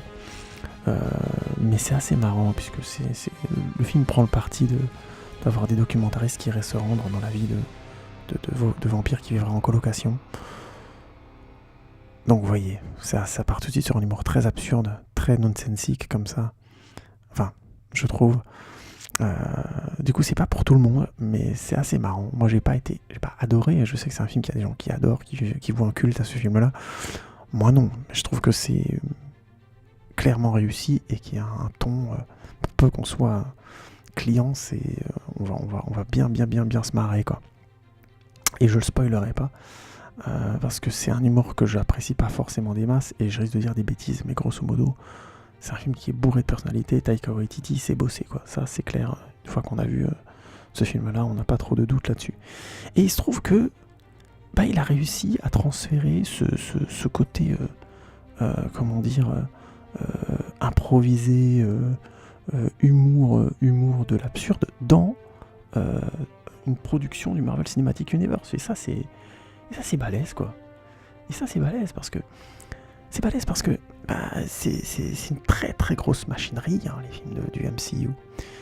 C'est pour ça que je voulais vous parler de la trilogie. On a une sorte de paradoxe. Thor The Dark World a été clairement torpillé par les problèmes entre la production et l'actrice principale, certes. Mais il y a clairement eu plus de personnalité à un moment donné. Ils n'ont pas réussi à retrouver quelque chose. Et Alan Taylor pourra dire beaucoup de choses sur le film, mais c'est le film de Cinematic Universe où, comme je disais avant, il y a le moins de personnalité. On dirait une production lambda, très froide, où il n'y a pas d'âme. le film fait des choix constamment mous. Ce qui ressemble malheureusement, pour la petite parenthèse, à ce que font souvent les réalisateurs habitués aux séries télé à succès qui se trouvent à faire un film long métrage. Ils ont beaucoup de mal à rediffuser ça.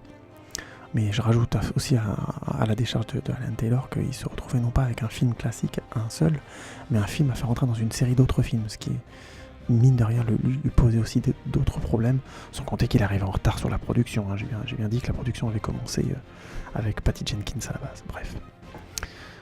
Et puis vous avez pigé, comme des films sont prévus sur 4 ou 5 ans à l'avance, il vaut mieux pas arriver en retard parce que le film doit sortir à une date précise et il faut qu'il sorte, quoi. Donc ça vous donne une idée de la pression qu'on peut vous foutre sur un projet comme ça. Et du coup, à l'inverse, c'est marrant, mais on a vraiment l'impression qu'on doit Thor Ragnarok qu'ils ont laissé les coups des franches à Taika Waititi pour faire ce qu'il voulait. Le pitch donc. Le film commence. Thor est à la recherche et le film commence déjà sur une voix off, donc déjà un ton très particulier et très différent des autres Thor. Mais je parlerai du temps après, il vaut mieux que je mélange pas les choses. Thor est en train de régler des problèmes avec différentes entités très dangereuses, notamment Surtur, une entité extrêmement puissante qui aura le pouvoir de détruire Asgard. Il s'en sort évidemment, revient à Asgard et il apprend, avant de partir d'une manière assez indiscutable, que en fait Odin n'est plus maître d'Asgard, mais Loki. Il arrive donc à Asgard, démasque Loki qui donne lieu à une scène incroyable, que j'ai trouvé vraiment très très bien, très très drôle, où on voit Loki a demandé visiblement à des troupes de théâtre de mettre en scène la mort de Loki, donc la sienne, dans une pièce de théâtre où on voit différents caméos jouer les rôles de Thor, Loki, Odin et ainsi de suite. Je vous laisse découvrir, je ne veux vraiment pas spoiler ça parce que c'est un des vrais petits plaisirs du film. Cette séquence est vraiment très drôle. En plus, je ne peux pas m'empêcher de penser que la production a voulu se foutre de la gueule de Thor The Dark World, qui est clairement considéré comme le film le plus faible, et je pense que c'est la séquence qui prouve que, du point de vue de Kevin Feige, donc le producteur principal de la série du MCU, Thor The Dark World est vraiment considéré comme le film le plus faible, et quelque part, je trouve ça assez classe de me dire qu'ils l'assument aussi bien qu'ils en ont conscience. Tout en pouvant pas défoncer leur propre produit en disant c'est de la merde, n'achetez pas ce film, mais ça ils vont pas le faire, on est d'accord, mais c'est leur manière à eux de l'assumer et je trouve que c'est bien, parce que ça prouve qu'ils sont clairvoyants là-dessus. Ils ont raison. Thor The Dark World est probablement le film le plus faible de toute la série, même si c'est un spectacle calibré, c'est un film très très faible. Et donc avec cette petite scène parodique, ils le font, je trouve qu'ils en rigolent avec pas mal de panache. Bref, Thor démasque donc Loki, il demande à Loki où est Odin, Odin lui dit, Loki lui dit il est sur Terre, ils vont sur Terre. Là arrive un des premiers gros problèmes du Marvel Cinematic Universe, et je suis obligé de faire une parenthèse. Depuis Iron Man 1, on a donc droit aux scènes post-crédits. Ces scènes post-crédits sont devenues, au fil des films, des séquences qui pouvaient évidemment être des bouts de films suivants. Qu'on le sache ou qu'on le sache pas, qu'on le découvre ou qu'on le découvre pas, ou simplement des liaisons. Mais souvent, c'était des bouts des films suivants. Et là, on voyait donc à la fin du film précédent, Doctor Strange, que le Doctor Strange allait donc aider Thor à retrouver Loki.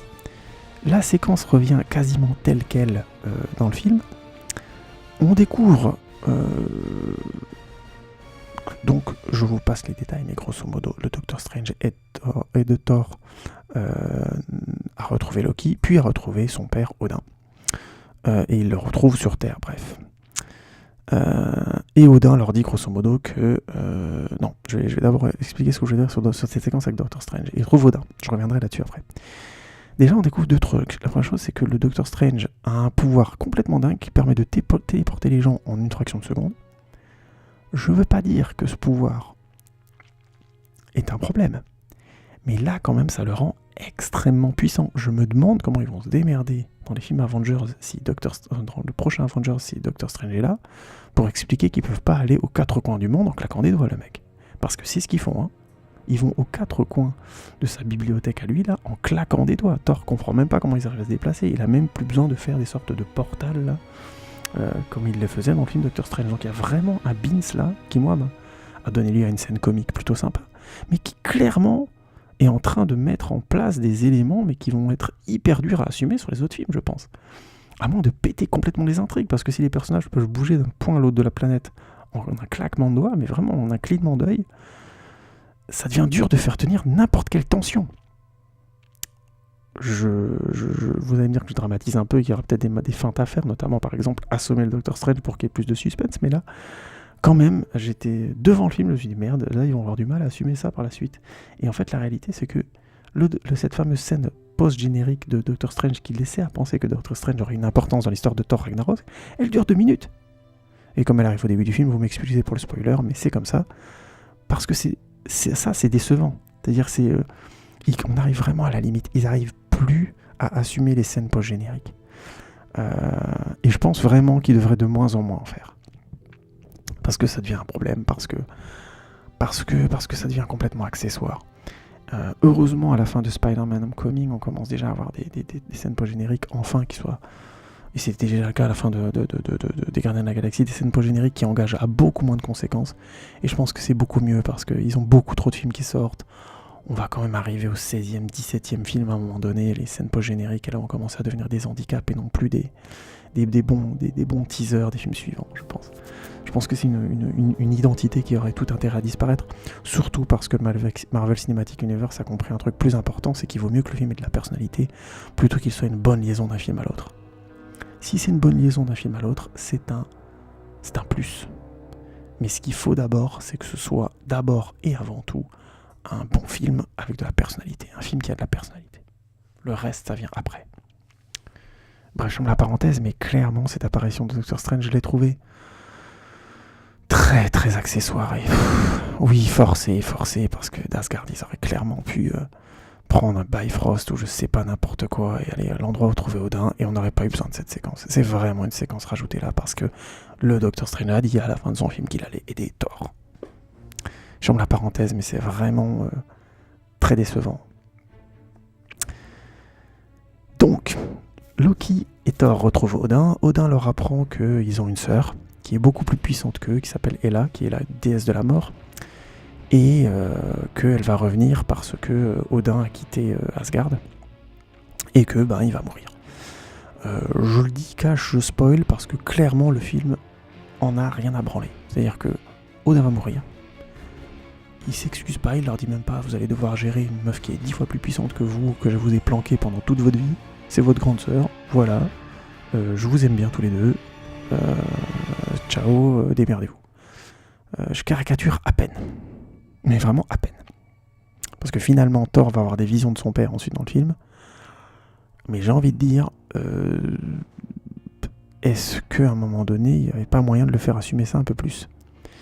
Et là, je viens sur le premier truc qui est hallucinant de ce film de Thor, c'est que le film en a rien à branler des Thor précédents. Mais genre rien à branler.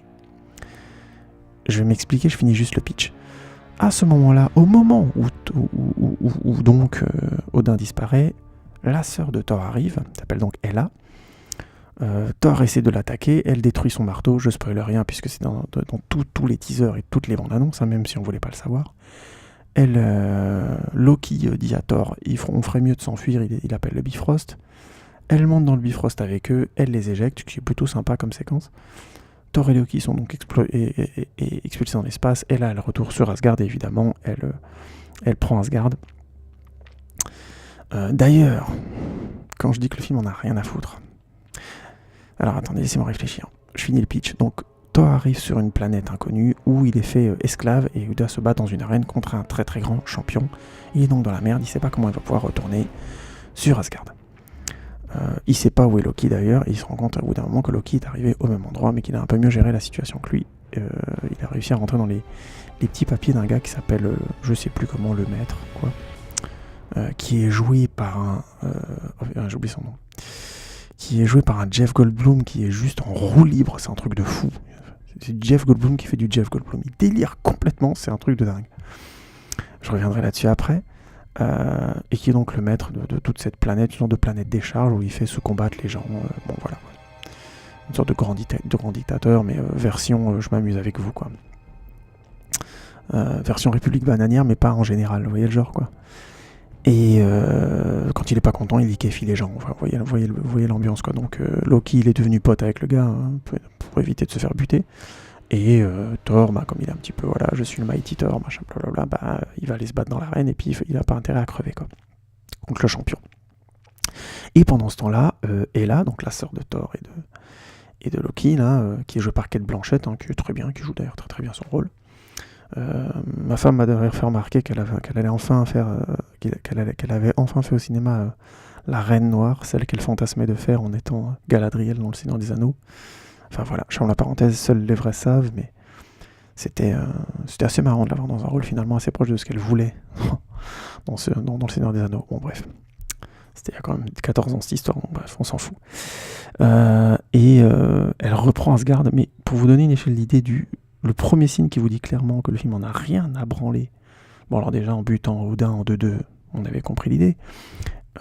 L'intention était déjà marquée, mais alors le truc qui tue, c'est que Hela arrive donc dans le Bifrost. Dans le Bifrost, Heimdall n'est pas là.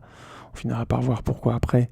Elle rencontre les deux copains de Thor, donc Hercule et je caricature et Robin des Bois, et elle les tue, mais genre je parle bien des personnages qui avaient un rôle, qui étaient les très très bons amis de Thor.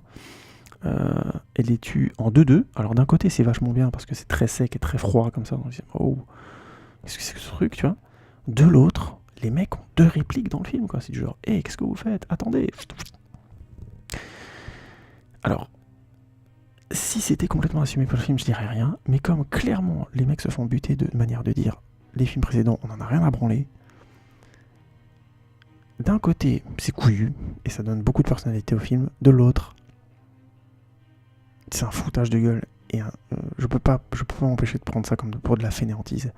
Pour vraiment des mecs qui ont payé des millions de dollars et qui n'ont pas trouvé le moyen de se dire comment on peut intégrer intelligemment les films précédents dans celui-là, parce qu'on a créé une mythologie, il faut qu'on l'assume. C'est incroyable. D'un côté, je peux pas rentrer dans les gens qui encensent Taika Waititi en disant il a osé foutre le film à la poubelle, il a fait quelque chose de formidable en envoyant chier les films précédents qui étaient nazes et tout, machin. Mais à envoyer, parce qu'il y a envoyé chier et à envoyer chier, quoi. C'est-à-dire qu'à un moment donné, il faut assumer ce qu'on a mis en place. Et assumer ce qu'on a mis en place, ça donne de la vraisemblance à tout ça. Mais clairement, je reviendrai là-dessus après, le film s'en torche le cul avec la vraisemblance, mais alors vous n'avez même pas idée. Excusez-moi d'être aussi vulgaire, mais à un moment donné, quand je vois autant peu de considération pour un univers qu'on crée soi-même, et peu importe que j'ai aimé cet univers ou pas, c'est juste à un moment donné aller au bout d'un travail qui a été non pas amorcé par soi, mais par d'autres aussi. Je reviendrai après là-dessus. Et donc elle les bute, et bon, elle prend Asgard et blablabla, et on comprend très vite que l'histoire, ça va être comment Thor va réussir à retourner à Asgard pour récupérer Asgard, défaire sa sœur, et puis tout ira pour le mieux dans le meilleur des mondes. Je vais éviter de spoiler plus que ça, j'ai spoilé vraiment le début, puisque grosso modo, à partir de là, l'histoire se passe essentiellement sur cette planète des charges, et l'enjeu, ça va être comment Thor et Loki vont réussir à retourner à Asgard pour save the day, comme on dit, quoi. Pour sauver la situation.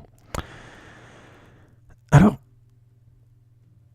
voilà, je crois que déjà, ça devrait plutôt vous faire tiquer si vous n'avez pas vu le film, mais clairement, l'histoire se passe essentiellement sur cette planète des charges. Planète des charges qui est une planète futuriste avec des vaisseaux et ainsi de suite. On est beaucoup plus proche de l'univers des Gardiens de la Galaxie que de celui de Thor.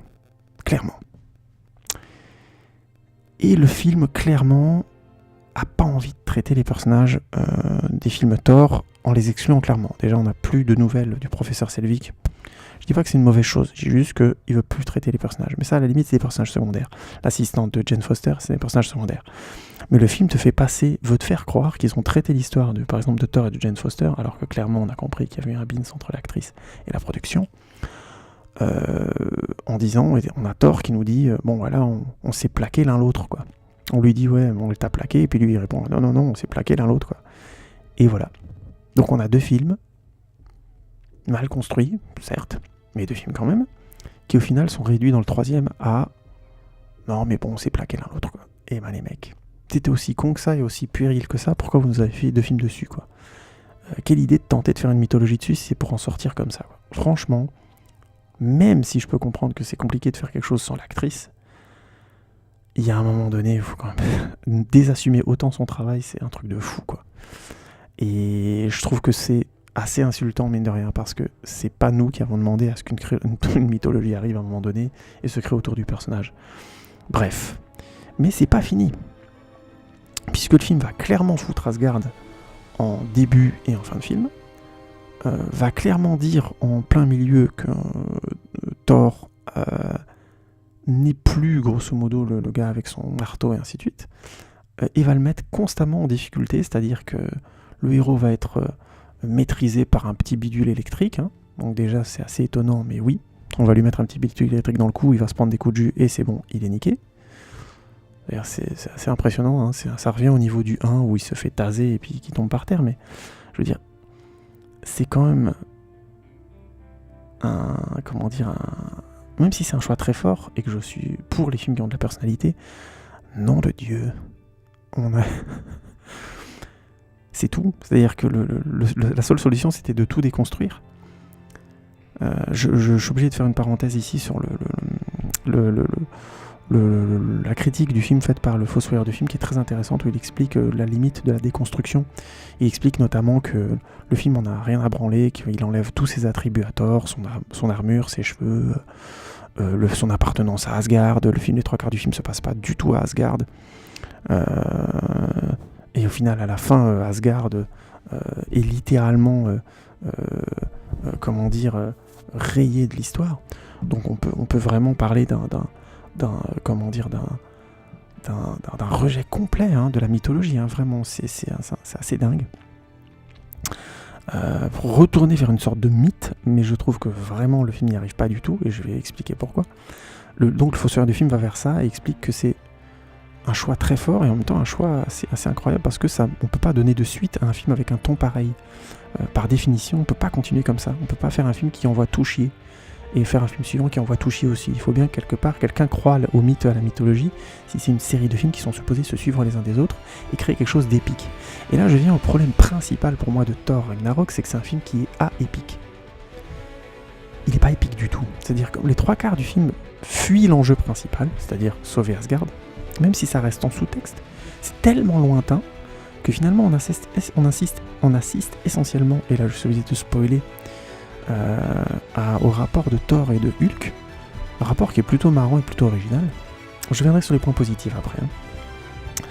Mais et comment il va se sortir de cette fameuse planète avec des vaisseaux, des extraterrestres un peu partout. Honnêtement, c'est Thor dans les Gardiens de la Galaxie, je caricature à peine. Heureusement, comme Taika Waititi maîtrise très très bien son humour, ça passe très très bien. On a plein de moments très drôles entre Thor et Loki, entre Thor et Hulk, entre Thor et un personnage qui s'appelle grosso modo une Valkyrie, entre Thor et puis un personnage qui visiblement plaît beaucoup, qui s'appelle Korg. Très, très sympa, de Jeff Goldblum qui cabotine, mais c'est un truc de fou, mais qui en même temps est très très drôle. Il y a vraiment des moments où il est hilarant, quoi. Le film est vraiment très drôle, ça c'est un truc, on peut pas lui enlever. On se marre devant ce film, je trouve. Difficile d'échapper à cet humour, je trouve. Surtout qu'on est forcément surpris, parce que je pense pas qu'on s'attende à ça dans un film Thor. Et que les 2 précédents films n'avaient pas donné un tel niveau d'absurde, en fait. Et à ce niveau-là, c'est vraiment balèze. Mais du coup, on a grosso modo dans ma tête, on a un début qui se veut épique et qui clairement prend pas le temps de l'être. Aussi bien parce qu'on est obligé d'allonger le début de l'histoire avec Doctor Strange qui sert à rien, faut être clair. Mais en plus parce que même quand Thor retourne à Asgard, on est déjà dans une caricature des films précédents et dans une moquerie des films précédents. Donc clairement, on dit tout de suite la mythologie des premiers films, c'est de la merde. C'était nul de toute façon. On n'y croit pas, ça nous intéresse pas. On va aller sur cette planète et là, on va rigoler. Et à la fin, on va venir régler le problème parce que il faut bien régler le problème. Et donc, on a une sorte de trou comme ça dans lequel se passe une comédie. Et à la fin, le film veut de nouveau être épique. Et honnêtement, à la fin, je dis pas que c'était malaisant. Les scènes sont spectaculaires, c'est bien fait, machin. Mais j'étais limite gêné parce que je me disais, mais le film, il veut vraiment être épique, là. Et moi, j'étais là, en sortant du film, en disant, mais toute la fin est assez risible. Le film veut d'un seul coup de nouveau être épique. Alors je pense qu'il peut plus du tout l'être. Il ne peut plus l'être du tout. On vient de passer 2 heures à voir le personnage être absurde, se comporter comme un connard d'ailleurs, puisque il a un rapport à Hulk qui est grosso modo, le film traite Hulk comme une sorte de schizophrénie entre Banner et Hulk. J'essaie de spoiler le moins possible, excusez-moi. Et en fait, Thor, à chaque fois qu'il a besoin de l'un ou de l'autre, il ment. Il ment comme un arracheur de dents. Donc il est assez minable en fait. À partir du moment où il a plus son marteau, il a plus rien, il a plus beaucoup de fierté. Sans compter que le film joue beaucoup sur l'humour. Tous les moments héroïques sont dévissés, dégonflés pendant tout le film. Quasiment jusqu'à la fin. Et à la fin, le moment héroïque, en fait, il n'est pas tant que ça. Thor a une bonne idée et grosso modo, ils arrivent à réussir à avoir sa sœur. Je spoilerai, hein, vous vous doutez bien qu'il gagne à la fin. Mais clairement, c'est assez incroyable que le film à la fin veuille nous faire croire qu'il est de nouveau un souffle épique. Alors évidemment il y a des super effets, j'ai pas eu de problème avec la musique de Led Zeppelin qui est utilisée au début et qui fonctionne très bien dans la deuxième partie du film. Mais soyons clairs quoi. Il y a un film qui n'arrive pas à être épique au début, notamment parce qu'il a trop de choses à assumer, Doctor Strange, et le fait que voilà, il veut se foutre de la gueule des films précédents et du coup il s'engouffre dans une voie où on peut pas retrouver de l'épique. L'épique, quand je parle d'épique, c'est vraiment une montée de l'intensité qui est forcément sérieuse. C'est-à-dire, à un moment donné, on croit à la vraisemblance des enjeux, on est émotionnellement emmené. C'est ça l'épique. C'est une montée comme ça de l'importance de l'histoire. Même si elle est kitsch, même si elle est absurde, Le Seigneur des Anneaux et ainsi de suite. Je sais pas, vous avez des tas d'exemples en tête, j'en suis sûr. Donc, l'épique, à un moment donné, c'est se prendre un peu au sérieux parce que ça n'existe pas dans un contexte d'absurde complet. Ou alors, donnez-moi des contre-exemples, hein, j'ai peut-être encore beaucoup de choses à apprendre, hein, je dis pas le contraire, mais je trouve que dans Thor Ragnarok, c'est vraiment un problème. Le film a un trou dans lequel on a plein de choses, et plein d'humour et plein de trucs très drôles, où le personnage principal est systématiquement mis en ridicule dès qu'il commence à être un petit peu fort, ou un petit peu à retrouver un peu de son sérieux, il est dégonflé tout de suite. Et du coup, à la fin, on veut nous faire croire dans une grosse dernière, je pense que c'est 20 minutes, hein, que les enjeux vont se régler de manière épique et que ça doit l'être. Et bah non. Ah non. Je pense pas d'ailleurs que Taika Waititi croyait vraiment. Il l'a juste fait parce que c'est dans le cahier des charges et il a mis une petite musique à la fin pour dire non, mais c'est pas si sérieux que ça, quoi. Enfin, je pense, hein, très honnêtement. Et du coup, même la relation entre Thor et Loki qui avait gagné une certaine densité avec les différents films, jusqu'à Thor 2, hein, puisque depuis on n'avait plus vu Thor et Loki ensemble, ça, c'est plus comique qu'autre chose. Enfin, c'est résolu, hein. On est d'accord que là le film assume plutôt bien cette filialité-là et je pense que c'est important qu'il le fasse et il le fait bien. C'est d'ailleurs pour ça que je me dis que puisque ça c'est bien écrit, pourquoi le reste est jeté à la porte et pas assumé, alors que là c'est très bien assumé et finalement assez bien écrit. Je dirais pas très bien mais plutôt bien écrit. Il y a plusieurs séquences entre Thor et Loki qui sont vraiment bien, des retournements ou des effets de miroir par rapport au premier film notamment qui sont assez cool et qui font de ce film vraiment une tentative de conclusion de la trilogie, mais encore une fois désassumée sur beaucoup trop de points importants pour l'être réellement. Et du coup, c'est trop sur un ton comique dans un univers comique pour que à la fin, ce moment épique où on retrouve tout le monde grosso modo, ait une vraie montée émotionnelle. Je pense vraiment que personne n'a vu la fin de ce film en ressentant une montée émotionnelle, quoi. C'était plus c'est sympa, il y a de la bonne musique, il y a encore quelques effets comiques marrants, et voilà. Et je trouve que c'est stigmatisé notamment par une grosse difficulté qu'a le film, c'est que comme l'histoire se passe essentiellement sur cette planète et qu'on quitte Asgard très longtemps, ils ont choisi d'alimenter le film avec des révélations faites par Hela, la sœur de Thor, qui est en train donc de prendre de force Asgard. Donc on la voit buter les copains de Thor, hein, grosso modo tous. On a Jackie Chan, donc Ogun, je suis méchant, mais j'ai oublié de dire qu'il était joué par Tadanobu Asano, un acteur japonais que je trouve très sympa et qui a joué dans plein de films assez sympas, comme si vous avez l'occasion de mater The Taste of Tea, je vous le conseille, c'est très sympa. Ou alors il a joué aussi dans l'excellent Zatoichi, film sur lequel je ferai peut-être un épisode d'après le film, de Takeshi Kitano, que je vous conseille si vous l'avez jamais vu, c'est juste génial. D'ailleurs, film, intéressant, qui mêle de l'absurde et de l'épique, mais qui, quand se prend au sérieux, va jusqu'au bout du sérieux, tout en étant aussi dingue et wall-off que ou plutôt what the fuck, que Thor Ragnarok. Tiens, c'est un bon contre-exemple d'un mélange d'absurde qui mène vers de l'épique. Bref, j'ouvre la parenthèse. Donc on la voit buter les amis de Thor et prendre le pouvoir sur Asgard, ce qui est pas spécialement surprenant puisqu'elle explose Thor, qui est Odin est plus là, Thor s'est fait exploser, donc je vois pas qui pourrait l'arrêter à Asgard. C'est juste des séquences qui montrent que les amis de Thor se font tuer et que elle prend Asgard, quoi. Et il y a un personnage qui est joué par, qui s'appelle, je sais plus, Scourge, The Crow Slurge, qui est joué par Karl Urban. Karl Urban et Homer dans Le Seigneur des Anneaux, l'excellent tueur russe dans The Bourne Supremacy, La mort dans la peau, qui a joué dans le très bon... il joue Judge Dredd dans une excellente version de Judge Dredd, qui s'appelle Dredd, que je vous conseille de voir, qui est vachement bien aussi.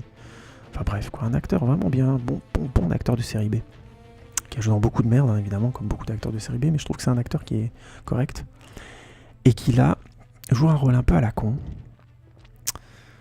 qui joue aussi l'excellent Dr Spock, hein, un excellent qu'est-ce que je raconte, Spock, n'importe quoi, qui joue le Dr McCoy dans la nouvelle équipe de Star Trek, et il est excellent dans ce rôle d'ailleurs. On a ce personnage qui est le nouveau gardien du Bifrost, puisque Heimdall est rentré dans la résistance, hein. Visiblement il avait senti la sœur de Thor qui allait arriver, donc voilà, il prend soin des gens. Bref, on a une sorte de une sorte de running comme ça, avec Heimdall qui essaye qui crée aussi un autre retour dans l'histoire à un moment donné, Thor qui arrive à contacter Heimdall et avoir des nouvelles de Asgard comme ça. Et on a de l'autre fil rouge, c'est donc le rapport entre Hela et Scourge, qui devient un peu son bras droit, son exécuteur aussi, et qui donc voit Hela prendre le pouvoir sur Asgard, et puis elle lui raconte que les différents tenants et aboutissants d'Asgard qui sont intéressants, qui montrent un autre côté d'Asgard que je trouve vraiment bien foutu. Je caricature en disant grosso modo que, en spoilant légèrement, que Asgard c'est pas construit que dans la bonté et la gentillesse, quoi. Et ça c'est plutôt classe d'ailleurs, c'est une des vraies bonnes idées, une des vraies manières d'assumer la mythologie que je trouve très très bonne. C'est ce que je disais avant, il y a des endroits où le film assume super bien le fait d'être le troisième film d'une trilogie, et d'autres pas du tout, et il envoie chier complètement les choses, et je trouve que c'est particulièrement dommage, parce qu'il y a de très bonnes idées aussi. Et à un moment donné, j'aurais aimé que le film assume tout ça, comme vous avez pu le comprendre. Et donc bref, elle est en relation constamment avec ce personnage de Scourge, lui raconte des trucs, et évidemment tout ça pour build-up une fin où Scourge a donc un choix à faire partie des méchants, des gentils. Je spoile pas, mais ça donne lieu à une scène à la fin qui est risible. Mais risible, c'est ni drôle, c'est ni fun, c'est juste risible. Et ça vient du fait que le film, le souffle épique que le film voudrait avoir, peut pas exister parce qu'il est beaucoup trop dans un univers de comédie, de space opéra, pour réatterrir à un moment donné sur Asgard avec ses enjeux vieilles. Et même si, comme je disais avant, le film utilisait encore le personnage d'Heimdall et le fait qu'on le voit sauver des gens et échapper petit à petit à Hela qui essaie de récupérer tout le peuple d'Asgard et de les mettre à genoux, machin. C'est trop lointain et trop peu présent pour qu'à un moment donné ça prenne le pas sur le délire de voir Thor affronter Hulk dans des arènes. Encore une fois, je spoil rien, c'est dans les teasers et les bandes annonces. Dans les premiers teasers, les premières bandes annonces d'ailleurs. C'est beaucoup trop lointain, ce qui fait que du coup le film est d'abord et avant tout une super comédie. Et un film, c'est une super comédie. Et c'est un film de super-héros. C'est une comédie de super-héros marrante, et c'est un mauvais film de super-héros épique. Vraiment. Petite parenthèse sur ce que je disais avant, sur le fait qu'on voyait Hulk dans les bandes annonces. Je trouve ça vraiment dommage, parce qu'en fait...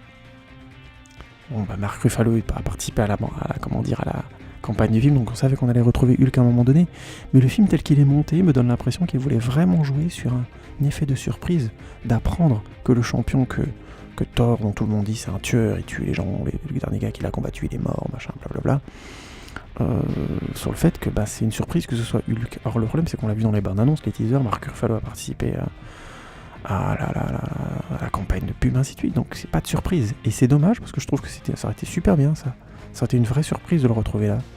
Tant pis, mais le film est monté comme ça malgré tout, bon, peu importe. Voilà grosso modo la grosse critique que j'ai à faire à ce Thor là, c'est qu'il assume super bien certaines parties de la mythologie Et au lieu de minorer ou de moins assumer certaines choses, il choisit de clairement les envoyer chier et de les traiter avec dédain. L'histoire évidemment entre Jane Foster et, je disais, Thor, foutu à la poubelle en 2-2 de manière complètement accessoire, vraiment c'est ridicule.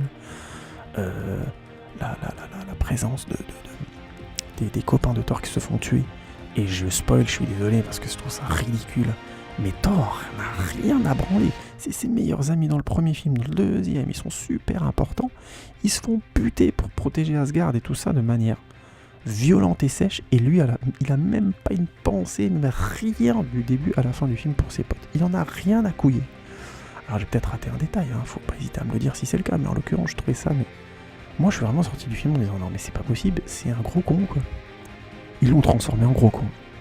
C'est-à-dire que il ment pour obtenir ce qu'il veut, ses amis de longue date il en a plus rien à branler, et à la fin on veut me faire croire qu'il est roi, attention il est devenu roi, il a sauvé son peuple, machin truc, wow. Et tout ça parce que son père lui a dit attends, t'es le dieu de la foudre non, wow. Franchement c'est... Concernant le personnage de Thor, le film est pas tendre quoi. Je trouve qu'il a un trajet... par exemple, c'est un des trucs des points sur lesquels je diverge avec le fossoyeur de film qui lui dit qu'on lui enlève tous ses attributs pour qu'il devienne une sorte de dieu mythique d'une certaine manière. Et je suis désolé, le film n'y arrive pas du tout quoi.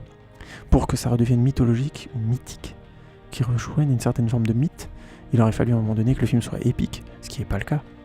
Enfin, de mon point de vue, c'est pas le cas du tout. Vraiment pas. C'est pas quand tu mets une musique moderne et parce que tu l'utilises bien, c'est pas parce que tu utilises bien cette musique moderne et que la séquence est sympa que ça devient épique. C'est juste sympa, tu tapes des pieds et de la tête et fin de l'histoire. Monter des émotions, zéro. Enfin, vous voyez ce que je veux dire, je peux être amusé, je vais pas être emporté émotionnellement. Et là, le film, il n'y arrive jamais, je trouve, à ce niveau-là. Or, il me semble que ça faisait aussi partie de l'ADN de cette série. Notamment parce qu'à chaque fois, il y a une sorte de gros mythe qui arrive. Les géants des glaces dans le premier, les elfes noirs dans le deuxième avec les terres, et là, la déesse de la mort, quoi. Surtur, le dieu des enfers, machin, blablabla. Enfin, je veux dire, vous voyez la portée du truc, quoi. Et finalement, on passe 2 heures sur la planète poubelle. Enfin, je caricature, je suis dur avec le film, mais je vais finir sur les points positifs. Donc voilà, le sens de l'épique. Que chill et prunette, mon vieux. Donc, les points positifs, parce qu'il y en a beaucoup quand même. La première chose, c'est que le film a une identité visuelle hyper assumée. C'est une comédie nonsensique, comme Taika Waititi sait les faire, et honnêtement, c'est très sympa. Il y a beaucoup de moments drôles, beaucoup de dialogues improvisés qui fonctionnent très très bien. Un dialogue notamment où Thor il explique que Loki, quand il était petit, se transformait en serpent pour le mordre, et puis on a Hulk et puis la Valkyrie qui sont là, qui disent ah ouais, franchement quel enfoiré. Enfin, c'est super bien joué. Il y a un côté très drôle, très slapstick limite quoi. Il y a plein de moments slapstick où Thor il envoie des trucs, il veut passer pour un héros et en fait il est ridicule. C'est assez drôle. Enfin voilà, il y a vraiment un humour comme ça dès le début avec cette voix off. Enfin cette fausse voix off entre guillemets. Vous allez voir comment. Il marche vraiment bien. Il y a tout plein de personnages secondaires sur la planète poubelle, enfin pas tout plein, mais certains qui sont très drôles. Le personnage de Korg, je vous laisserai découvrir aussi, qui en plus est doublé par Taika Waititi, qui se donne à cœur joie. Il y a un humour comme ça, et Jeff Goldblum, encore une fois je l'ai dit avant, ça marche vraiment bien. Tout cet humour-là passe super bien. Certaines scènes d'action sont particulièrement bien foutues, péchues. On a un traitement visuel qui est très très très de high level. On a vraiment des plans sur la planète poubelle là qui sont juste dingues. Les vaisseaux sont complètement fous. C'est vraiment très, très bien fait, quoi. C'est du blockbuster clairement bien calibré, mais là on a un niveau au-dessus parce qu'on sent vraiment qu'il y avait cette identité années 80, space opéra qui devait être présent, qui est très présent dans la musique. Et honnêtement, ça marche vraiment bien. Ça, c'est un des côtés classe du film. Il assume complètement son délire à cet endroit-là. Pareil. Le double visage d'Asgard, c'est une très belle idée et je trouve que le film l'exploite vraiment bien. Les rares moments où on est à Asgard, jusqu'au bout, jusqu'à la fin du film, ce qui est quand même assez classe. On a aussi un moment donné une musique originale qui a été faite pour le film, qui est complètement assumée, puisqu'on a, à la fin du film, Thor est grosso modo couronné et on retrouve le thème musical du premier film, ce que je trouve est une très très bonne idée. Vous voyez, c'est ce genre de détails qui trompent pas. On revient vers le thème du premier film, ça veut dire que quelque part, il voulait vraiment assumer l'affiliation des 3 films. Mais le fait très très mal, et je trouve que le fait avec un dédain qui est pas qui fait pas honneur au final à Thor Ragnarok. Et c'est dommage, parce que c'est un film qui est passé très très près d'être un putain de grand film, je pense. Et un film assez incroyable. Mais je pense que j'ai pas grand chose à rajouter dans les bons côtés du film. Le casting fait le boulot super bien. Encore une fois, Tom Hiddleston est vachement bien dans les rapports avec Thor, même s'il est beaucoup plus en retrait dans ce film-là. Notamment à cause du ton du film, qui veut essentiellement tourner autour de Thor et de Hulk. Et honnêtement, tous les deux, ils sont excellents. Ils ont plein de séquences très très drôles. Ils ont un rapport comme ça qui est complexe. C'est un peu les deux lourdeaux des Avengers et c'est enfin assumé. Et ça les rend assez attachants, assez touchants par moments. C'est vraiment bien. Mark Ruffalo est super bon dans les différentes séquences où il est là. Il illumine de maîtrise son personnage comme ça, névrosé, un peu schizophrène. Enfin, c'est vraiment très bon. Le casting féminin. Cate Blanchett joue son rôle à 100% premier degré, et ben, ça passe très bien. C'est pas un grand méchant, mais ça passe plutôt bien. L'actrice qui joue la Valkyrie, excusez-moi, il faut que je retrouve son nom, mais elle fait le boulot, quoi, il n'y a pas de problème. Je crois que c'était Tessa Thompson, ouais. Elle fait le boulot, elle est bien, il n'y a pas de souci. Enfin voilà, Anthony Hopkins fait dans son petit rôle fait ce qu'il faut. Idris Elba joue encore une fois un Heimdall beaucoup plus sérieux, le pendant sérieux de l'histoire, mais comme je disais, comme c'est mal équilibré, on peut pas juger sa performance, il fait juste le taf, quoi. Voilà, c'est un bon film. Il faut pas me faire dire ce que j'ai pas dit. Le film il est bon. C'est une très très bonne comédie. On peut vraiment bien se marrer, une comédie d'action. Mais voilà, vous savez ma réserve sur ce film-là. Je finirai juste cette critique de la trilogie Thor en faisant un petit peu le bilan, en disant que, encore une fois, j'ai du mal à être satisfait de... Ce film devait assumer les 2 précédents et le fait pas tout à fait. C'est une belle conclusion de la trilogie quand même, puisque le rapport entre Thor et Loki est clairement résolu, et au final, ça a été le lien le mieux traité dans les 3 films. Ce ne peut pas être une conclusion bien faite, parce qu'ils n'ont pas pu assumer jusqu'au bout le rapport avec Jane Foster, et honnêtement, je trouve que c'est fort de café. Parce que ça enlève énormément de crédibilité aux 2 précédents films, tout simplement. Donc c'est toujours terrible de sortir un film qui va clairement dire les 2, oh non, mais les 2 avant, c'était un peu de la merde. Ouais, surtout que le premier film, je pense, mérite pas ça. Et c'est un petit peu le point, j'ai envie de dire, de conclusion de ma critique de la trilogie, c'est ça. C'est dommage de voir une trilogie pas s'assumer jusqu'au bout. Je peux critiquer beaucoup de choses sur Thor The Dark World, mais il essayait d'assumer vraiment la filiation avec le premier Thor tout en allant plus loin. Peut-être en n'ayant pas assez de personnalité, incontestablement. Mais au moins il essayait. La Taika Waititi, il assume que ce qui l'arrange, et le reste il envoie à la poubelle. Ça fait un film singulier, ça fait un film super sympa, le mec est très doué pour faire de l'humour, donc on se marre un maximum. Mais comme il désavoue systématiquement le côté épique de son film et de son personnage, et ben on finit par avoir un film assez étrange où au final la fin fait sourire, et quand on est sorti de la salle on se dit il y a telle vanne qui m'a fait rigoler, on se souvient des vannes, mais au final le sujet du film en lui-même nous est passé complètement au-dessus de la tête. Je rappelle que le sujet du film au final c'est comment Thor doit arriver à sauver son peuple, à assumer complètement son rôle de roi, et peut-être qu'il doit justement pouvoir complètement s'assumer comme roi, faire table rase du passé et de ce que son père a construit. C'est hyper intéressant, Et ben c'est super maltraité. Mais c'est super maltraité. Et ça vient notamment de ce que je disais avant, Odin n'est quasiment pas là.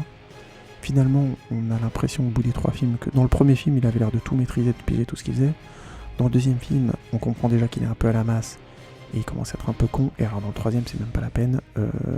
Il s'en va, il leur dit démerdez-vous. Et finalement, il dit à Thor non mais t'inquiète pas, t'as le pouvoir qu'il faut, tu vas te démerder. C'est grosso modo, le film dit vous inquiétez pas, votre père il assumera jamais rien, mais ça vous empêchera pas de vous transcender. Ok. Est-ce qu'on pouvait pas faire quelque chose de mieux au bout de 3 films? J'en sais rien.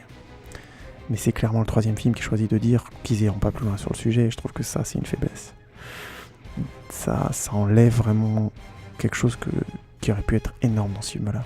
Notamment parce que c'est un des rares films de la série des Avengers à avoir bien traité le rapport filial entre un père et ses fils.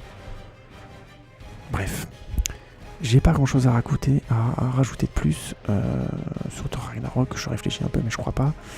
En tout cas, je vous remercie beaucoup de votre écoute. J'espère que ça vous a plu. Je vais probablement faire sur la trilogie Iron Man et sur la trilogie Captain America. Je vous remercie beaucoup de votre écoute. N'hésitez pas évidemment à liker si vous voulez, mais surtout à commenter, à me dire ce que vous avez pensé vous aussi des films, et ainsi de suite. Ça m'intéresse énormément. Allez sur la page Facebook où je mets différentes infos, pas seulement sur mes vidéos, sur d'autres aussi, sur le Twitter aussi où je tweete sur plein d'autres vidéastes. Je mettrai les différentes critiques de différentes vidéastes que j'aime bien dans les liens comme d'habitude. Merci encore beaucoup de votre écoute et à bientôt les amis. Ciao ciao.